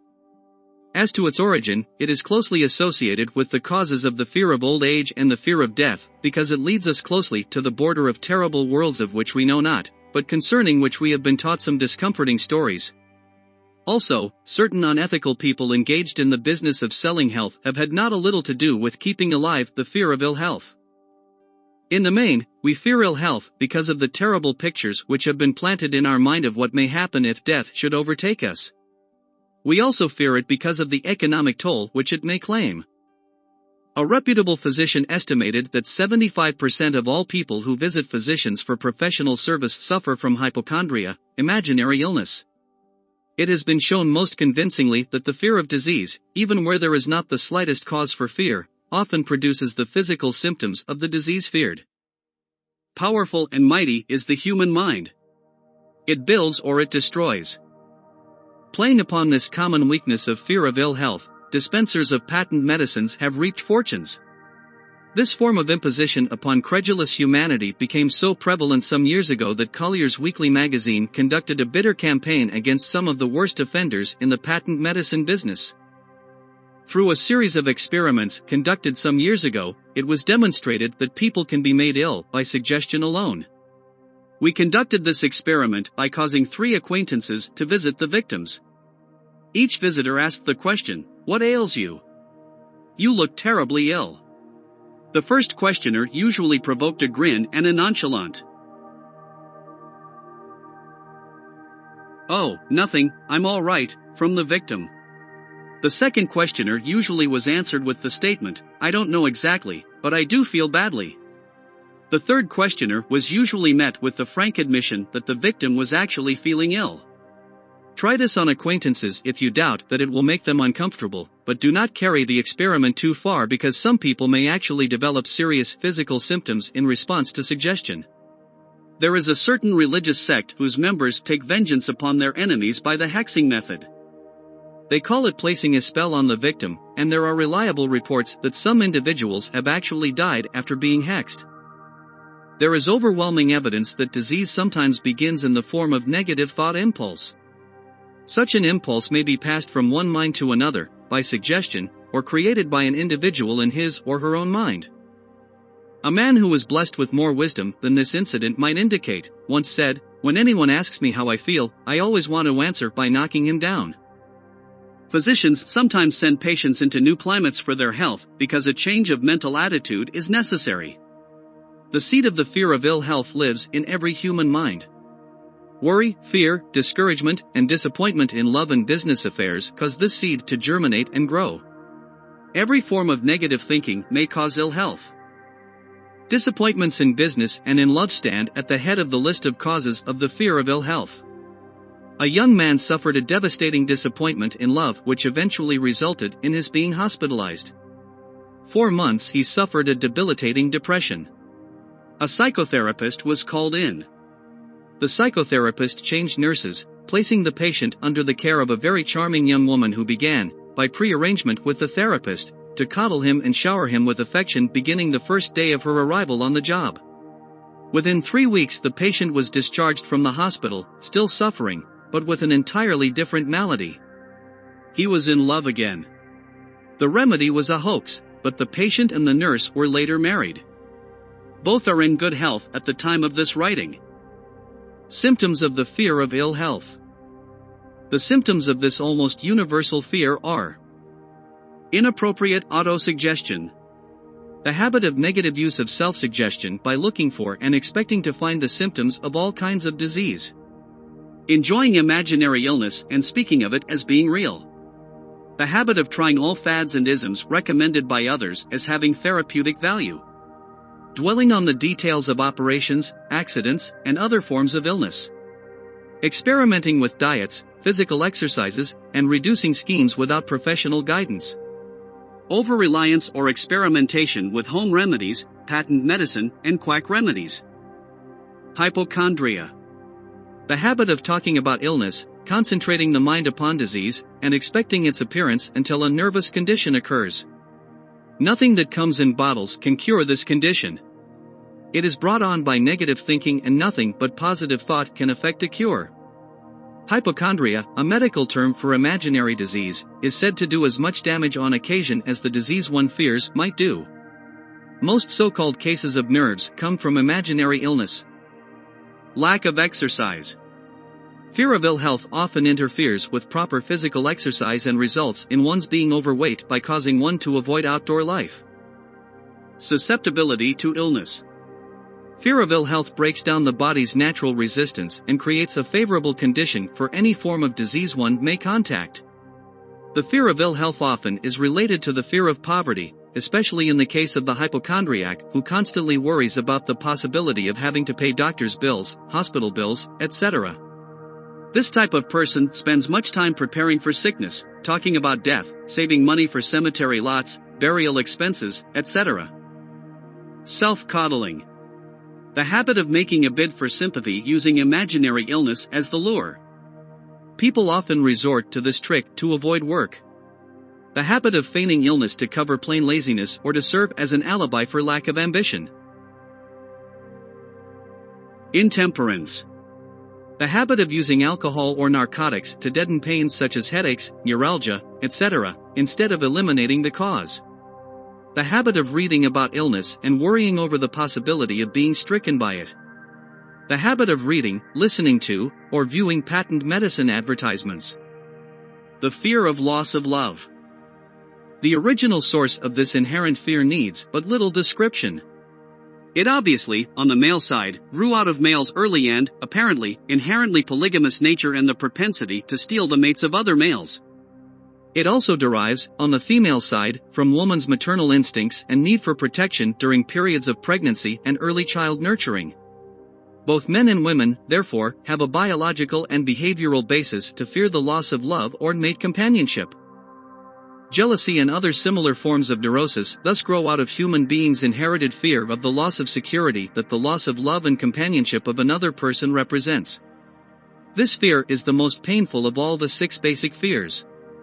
It plays more havoc with the body and mind than any of the other basic fears, and it can lead to severe mental problems. As indicated above, the fear of loss of love probably dates back to the Stone Age, when males stole females by brute force. They continue to do so in modern civilizations, but their technique has changed. Instead of force, they now use the lure of romantic persuasion, the promise of fine clothes, expensive automobiles and jewelry, access to economic power, and other bait much more effective than physical force. Males' habits are the same as they were at the dawn of civilization, but are expressed differently. Careful analysis has shown that women generally are more susceptible to the fear of loss of love than are men. This fact is easily explained. Women through the ages have learned from experience that men, considered as a group, are polygamous by nature, that they are not to be trusted in the hands of rivals. Symptoms of the fear of loss of love. The distinguishing symptoms of this fear are: jealousy. The habit of being suspicious of friends and loved ones without any reasonable evidence of sufficient grounds. Jealousy is a form of neurosis which sometimes becomes violent without the slightest cause. The habit of accusing wife or husband of infidelity without grounds. General suspicion of everyone, absolute faith in no one. Fault finding. The habit of finding fault with friends, relatives, business associates, and loved ones upon the slightest provocation or without any cause whatsoever. Gambling. The habit of gambling, stealing, cheating, and otherwise taking risky chances to provide money for loved ones with the belief that love can be bought. The habit of spending beyond one's means or incurring debts to provide gifts for loved ones, with the object of making a favorable showing. Insomnia, nervousness, lack of persistence, weakness of will, lack of self-control, lack of self-reliance, bad temper. The fear of old age. In the main, this fear grows out of two sources. First, the thought that old age may bring with it poverty. Secondly, and by far the most common source of origin, thoughts arising from false and cruel teachings of the past, which have been too well mixed with fire and brimstone and other bogeymen cunningly designed to enslave people through fear. In the basic fear of old age, people have two very sound reasons for their apprehension, one growing out of their distrust of others, who may seize whatever worldly goods they may possess, and the other arising from the terrible pictures of the world beyond which were planted in their minds through social heredity before they came into full possession of their powers of reason. The possibility of ill health, which is more common as people grow older, is also a contributing cause of this common fear of old age. Eroticism also enters into the cause of the fear of old age, as no one cherishes the thought of diminishing sexual attraction and activity. The most common cause of fear of old age is associated with the possibility of poverty. Poorhouse and everything the term conveys is not a pretty word. It throws a chill into the mind of every person who faces the possibility of having to spend his or her declining years impoverished and worried constantly about meeting both the necessities of daily life and the special needs of old age. Another contributing cause of the fear of old age is the possibility of loss of freedom and independence, as old age may bring with it the loss of both physical and economic freedom. Symptoms of the fear of old age. The commonest symptoms of this fear are the tendency to slow down and develop an inferiority complex at the age of mental maturity, around the age of 50, falsely believing oneself to be slipping because of age. The truth is that one's most useful years, mentally and spiritually, are those between 50 and 60. The habit of speaking apologetically of oneself as being old merely because one has reached the age of 60 or 70, instead of reversing the rule and expressing gratitude for having reached the age of wisdom and understanding. The habit of killing off initiative, imagination, and self-reliance by falsely believing oneself too old to exercise these qualities. The habit of the man or woman of 50 or 60 dressing with the aim of trying to appear much younger and affecting mannerisms of youth, thereby inspiring ridicule by both friends and strangers. The fear of death. To some, this is the cruelest of all the basic fears. The reason is obvious. In the majority of cases, the terrible pangs of fear associated with the thought of death may be charged directly to religious fanaticism. So-called heathen are less afraid of death than are the more civilized. For thousands of years, human beings have been asking the still unanswered questions: whence and whither? Where did I come from, and where am I going? During the darker ages of history, the more cunning and crafty were not slow to offer the answer to these questions for a price. Witness, now, the major source of the origin of the fear of death. Come into my tent, embrace my faith, accept my dogmas, and I will give you a ticket that will admit you straight away into heaven when you die, cries a leader of sectarianism. Remain out of my tent, says the same leader, and may the devil take you and burn you throughout eternity. Eternity is a long time. Fire is a terrible thing. The thought of eternal punishment by fire not only causes people to fear death, it often causes them to lose their reason. It can destroy interest in life and make happiness impossible. During my research, I reviewed a book entitled A Catalogue of the Gods, in which were listed the 30,000 gods which humankind has worshipped through the ages. Think of it! 30,000 of them, represented by everything from a crawfish to a man. It is little wonder that people have become frightened at the approach of death. While the religious leader may not be able to provide safe conduct into heaven, nor by lack of such provision force the unfortunate to descend into hell, the possibility of the latter seems so terrible that the very thought of it lays hold of the imagination in such a realistic way that it paralyzes reason and sets up the fear of death. In truth, no one knows for certain what heaven or hell is like or in what sense either exists. This very lack of positive knowledge opens the door of people's minds to the charlatans so that they may enter and control those minds with their stock of legerdemain and various brands of pious fraud and trickery. The fear of death is not as common now as it was during the age when there were no great colleges and universities. Scientists have turned the spotlight of truth upon the world, and this truth is rapidly freeing men and women from this terrible fear of death. The young men and women who attend our colleges and universities are not so easily impressed by fire and brimstone any longer. Through the aid of biology, astronomy, geology, and other related sciences, the fears of the Dark Ages that gripped the minds of humanity and destroyed people's reason have been dispelled. Insane asylums have been filled with people who have gone mad because of the fear of death. This fear is useless. Death will come no matter what anyone may think about it. Accept it as a necessity and pass the thought out of your mind. It must be a necessity or it would not come to all. Perhaps it is not as bad as it has been pictured. The entire world is made up of only two things, energy and matter. In elementary physics we learned that neither matter nor energy, the only two realities known, can be created or destroyed. Both matter and energy can be transformed, but neither can be destroyed. Life is energy, if it is anything. If neither energy nor matter can be destroyed, then life cannot truly be destroyed. Life, like other forms of energy, may be passed through various processes of transition or change, but it cannot be destroyed. Death is a mere transition. But if death is not a mere change or transition, then nothing comes after death except a long, eternal, peaceful sleep, and sleep is nothing to be feared. Either way, you may thus wipe out forever the fear of death. Symptoms of the fear of death. The general symptom of this fear is the habit of thinking about dying instead of making the most of life, a habit which is due generally to lack of purpose or lack of a suitable occupation. This fear is more prevalent among the aged, but sometimes the more youthful are victims of it. The greatest of all remedies for the fear of death is a burning desire for achievement, backed by useful service to others. Busy people seldom have time to think about dying. They find life too thrilling to worry about death. Sometimes the fear of death is closely associated with the fear of poverty, where one's death would leave loved ones poverty-stricken. In other cases, the fear of death is caused by illness and the consequent breaking down of physical body resistance. The commonest causes of the fear of death are poor health, poverty, lack of appropriate occupation, disappointment over love, insanity, and religious fanaticism. Old man worry. Worry is a state of mind based upon fear.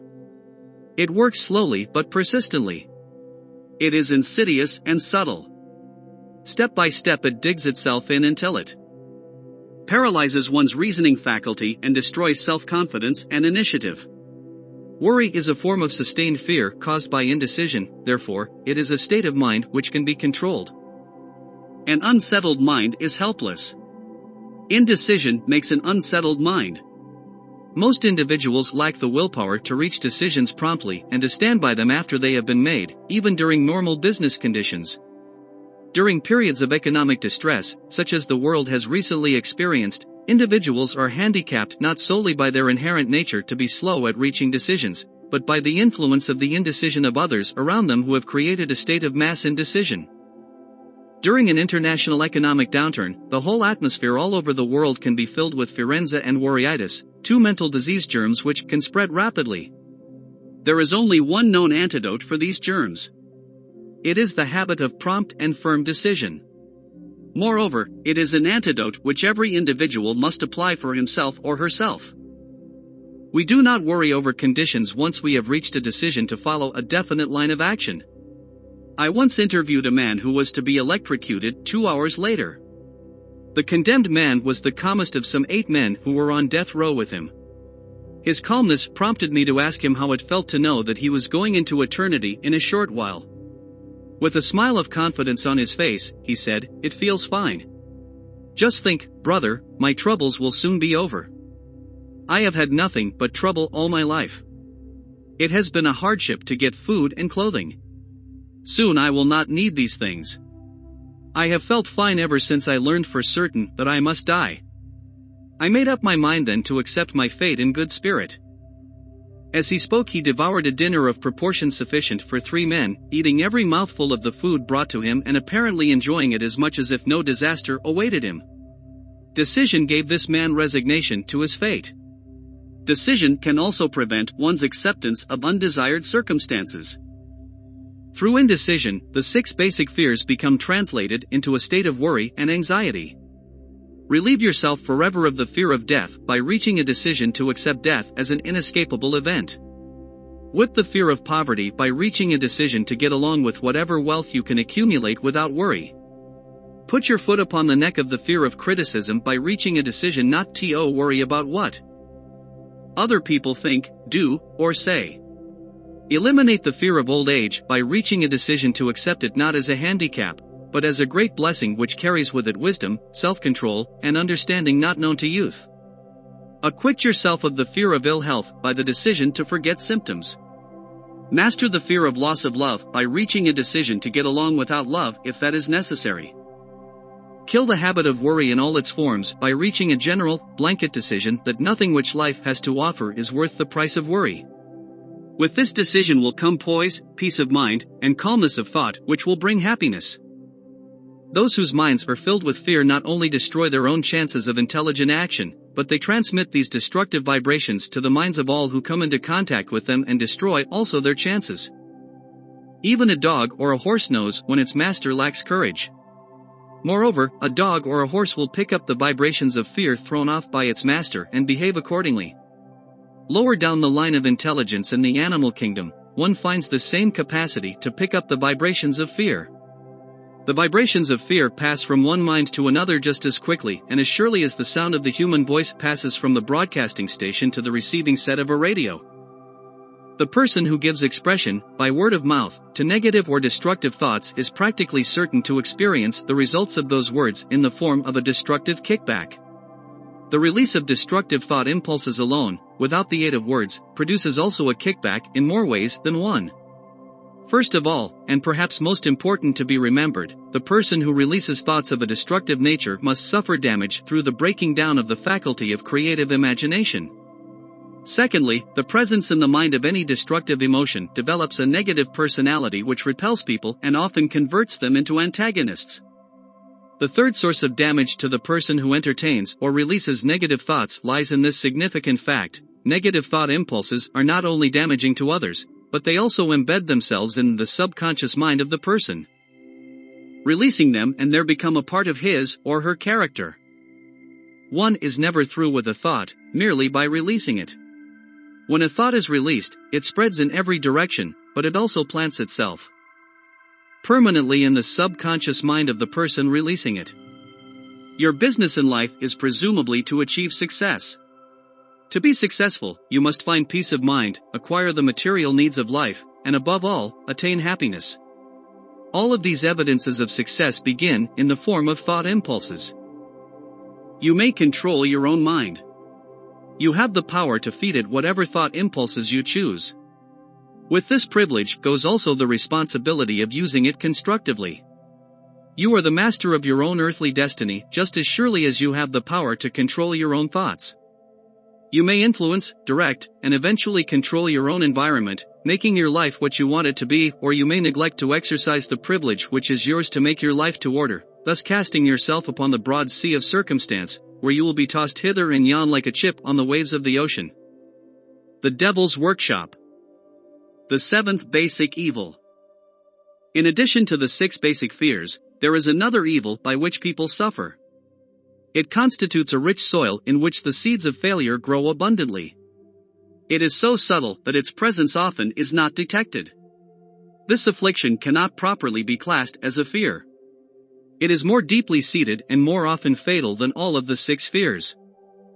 For want of a better name, let us call this evil susceptibility to negative influences. Individuals who accumulate great riches always protect themselves against this evil. The poverty-stricken never do. Those who succeed in any calling must prepare their minds to resist the evil.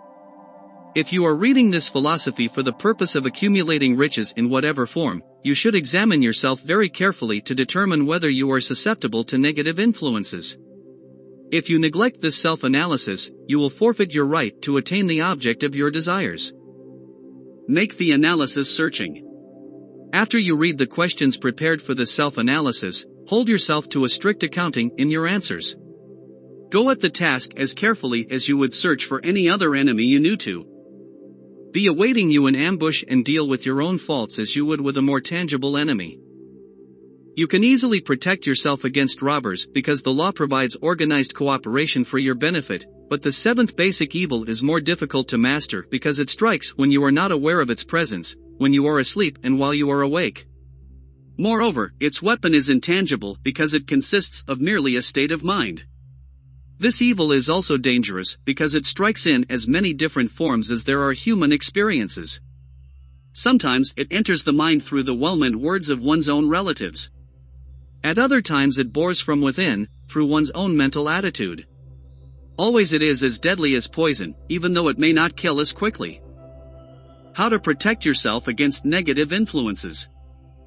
To protect yourself against negative influences, whether of your own making or the result of the activities and thoughts of negative people around you, recognize that you have willpower and put it into constant use until it builds a wall of immunity against negative influences in your own mind. Recognize the fact that you and every other human being are by nature lazy, indifferent, and susceptible to all suggestions that harmonize with your weaknesses. Recognize that you are, by nature, susceptible to all the 6 basic fears, and set up habits for the purpose of counteracting all these fears. Recognize that negative influences often work on you through your subconscious mind, therefore, they are difficult to detect, and keep your mind closed against all people who depress or discourage you in any way. Clean out your medicine chest, throw away all pill bottles, and stop pandering to colds, aches, pains, and imaginary illness. Recognize that you have willpower and put it into constant use until it builds a wall of immunity against negative influences in your own mind. Deliberately seek the company of people who influence you to think and act for yourself. Do not expect troubles, as they have a tendency not to disappoint. Without doubt, the most common weakness of all human beings is the habit of leaving their minds open to the negative influence of other people. This weakness is all the more damaging because most people do not recognize that they are cursed by it, and many who acknowledge it neglect or refuse to correct the evil until it becomes an uncontrollable part of their daily habits. To aid those who wish to see themselves as they really are, the following list of questions has been prepared. Read the questions and state your answers aloud so that you can hear your own voice. This will make it easier for you to be truthful with yourself. Self-analysis test questions. Do you complain often of feeling bad, and if so, what is the cause? Do you find fault with other people at the slightest provocation? Do you frequently make mistakes in your work, and if so, why? Are you sarcastic and offensive in your conversation? Do you deliberately avoid the association of anyone, and if so, why? Do you suffer frequently with indigestion? If so, what is the cause? Does life seem futile and the future hopeless to you? If so, why? Do you like your occupation? If not, why? Do you often feel self-pity, and if so, why? Are you envious of those who excel you? To which do you devote most time, thinking of success or of failure? Are you gaining or losing self-confidence as you grow older? Do you learn something of value from all mistakes? Are you permitting some relative or acquaintance to worry you? If so, why? Are you sometimes in the clouds and at other times in the depths of despondency? Who has the most inspiring influence upon you? What is the cause? Do you tolerate negative or discouraging influences which you can avoid?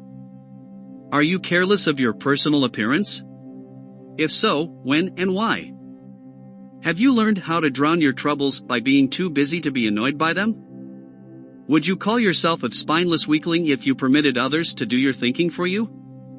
Do you neglect internal bathing until auto-intoxication makes you ill-tempered and irritable? How many preventable disturbances annoy you, and why do you tolerate them?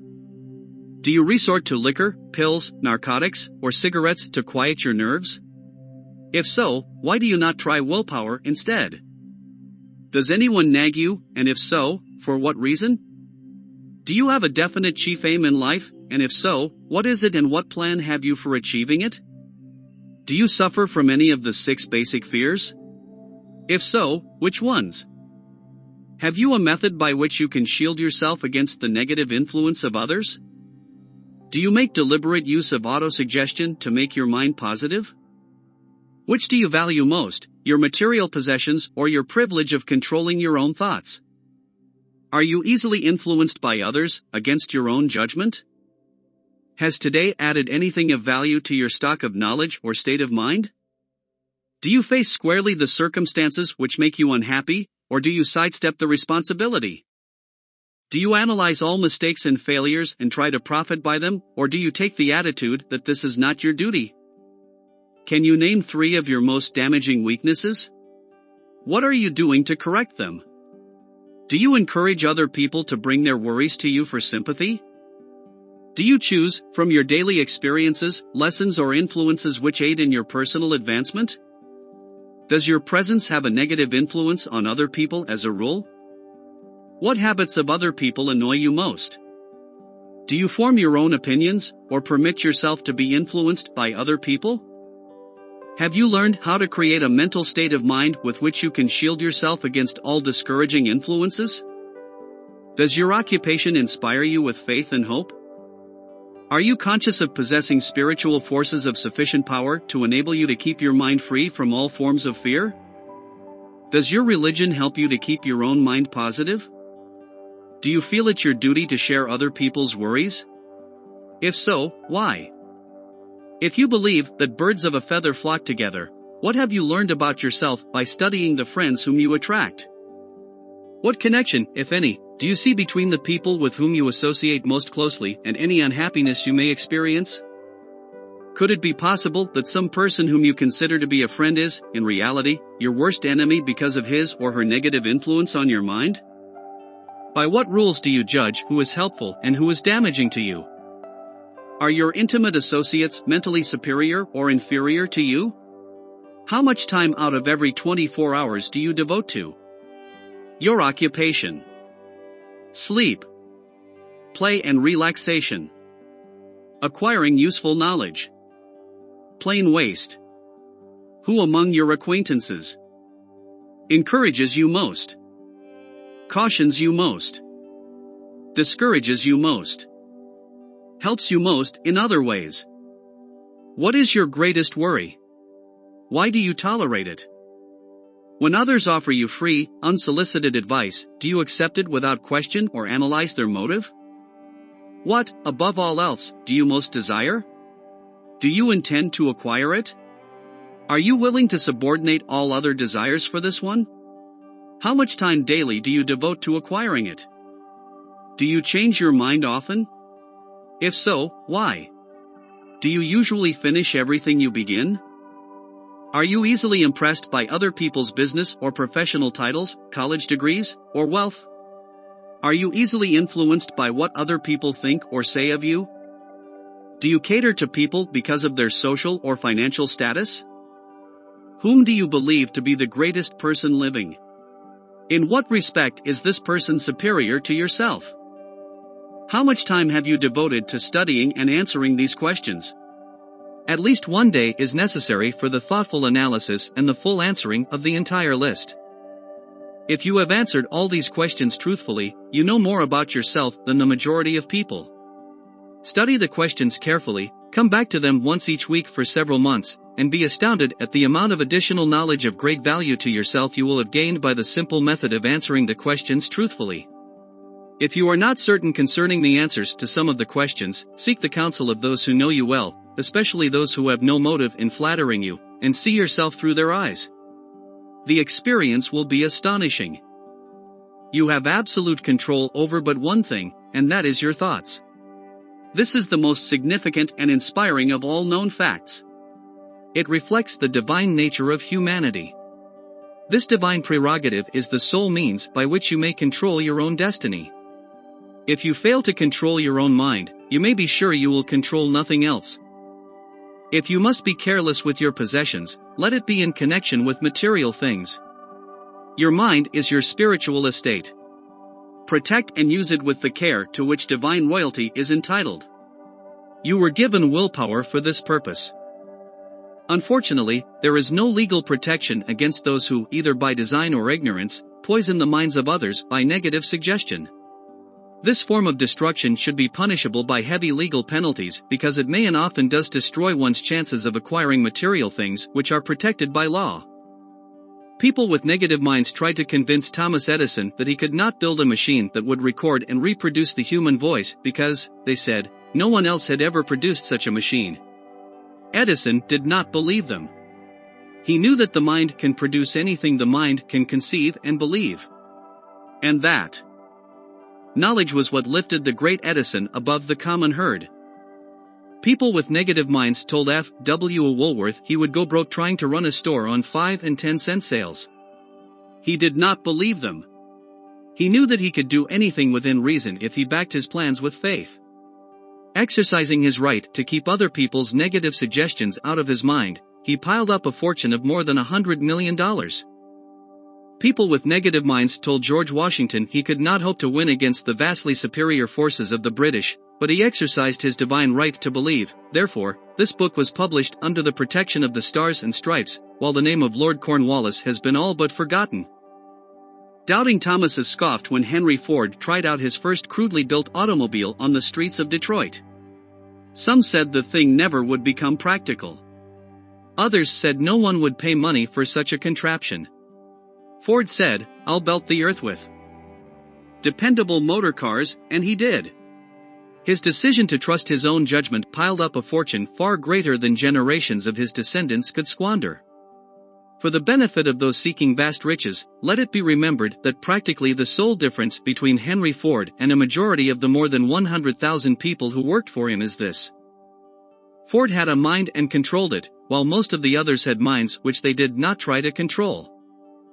Henry Ford has been repeatedly mentioned because he is an astounding example of what individuals with a mind of their own, and a will to control it, can accomplish. His record knocks the foundation from under that time-worn alibi, "I never had a chance."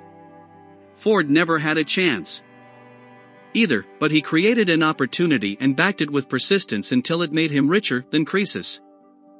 Mind control is the result of self-discipline and habit. You either control your mind or it controls you. There is no halfway compromise. The most practical of all methods for controlling the mind is the habit of keeping it busy with a definite purpose, backed by a definite plan. Study the records of any individuals who achieve noteworthy success, and you will observe that they have control over their own mind, moreover, that they exercise that control and direct it toward the attainment of definite objectives. Without this control, success is not possible. 57 Famous Alibis by Old Man If. People who do not succeed have one distinguishing trait in common. They know all the reasons for failure and have what they believe to be airtight alibis to explain away their own lack of achievement. Some of these alibis are clever, and a few are justifiable by the facts. But alibis cannot be used for money. The world wants to know only one thing: have you achieved success? A character analyst compiled a list of the most commonly used alibis. As you read the list, examine yourself carefully and determine how many of these alibis, if any, are your own property. Remember, too, the philosophy presented in this book makes every one of these alibis obsolete. If I didn't have a wife and family. If I had enough pull. If I had money. If I had a good education. If I could get a job. If I had good health. If I only had time. If times were better. If other people understood me. If conditions around me were only different. If I could live my life over again. If I did not fear what they would say. If I had been given a chance. If I now had a chance. If other people didn't have it in for me. If nothing happens to stop me. If I were only younger. If I could only do what I want. If I had been born rich. If I could meet the right people. If I had the talent that some people have. If I dared assert myself. If only I had embraced past opportunities. If people didn't get on my nerves. If I didn't have to keep house and look after the children. If I could save some money. If the boss only appreciated me. If I only had somebody to help me. If my family understood me. If I lived in a big city. If I could just get started. If I were only free. If I had the personality of some people. If I were not so fat. If my talents were known. If I could just get a break. If I could only get out of debt. If I hadn't failed. If I only knew how. If everybody didn't oppose me. If I didn't have so many worries. If I could marry the right person. If people weren't so dumb. If my family were not so extravagant. If I were sure of myself. If luck were not against me. If I had not been born under the wrong star.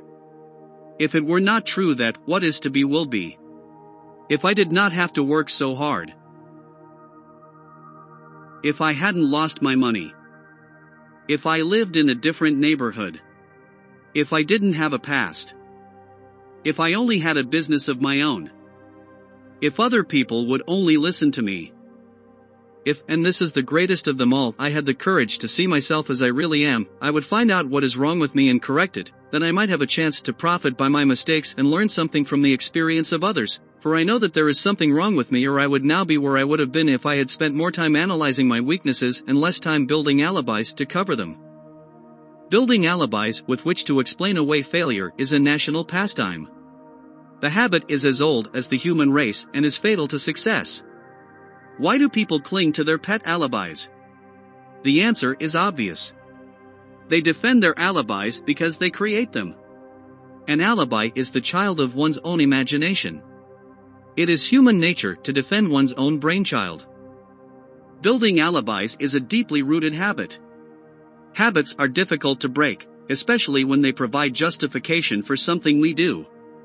Plato had this truth in mind when he said, "The first and best victory is to conquer self."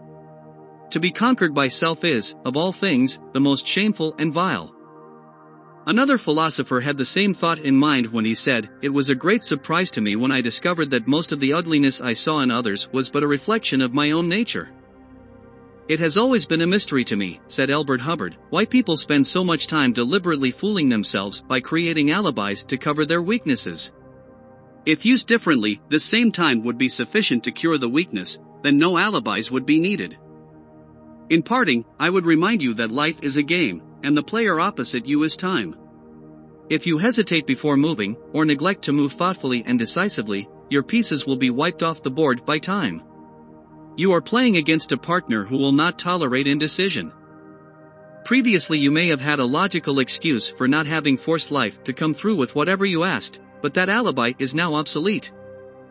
Because you are in possession of the master key that unlocks the door to life's bountiful riches. The master key is intangible, but it is powerful. It is the privilege of creating, in your own mind, a burning desire for a definite form of riches. There is no penalty for the use of the key, but there is a price you must pay if you do not use it. The price is failure. There is a reward of stupendous proportions if you put the key to use. It is the satisfaction that comes to all who conquer self and force life to pay whatever is asked. The reward is worthy of your effort. Will you make the start and be convinced? "If we are related," said the immortal Emerson, "we shall meet." In closing, may I borrow his thought and say, if we are related, we have, through these pages, met. The end.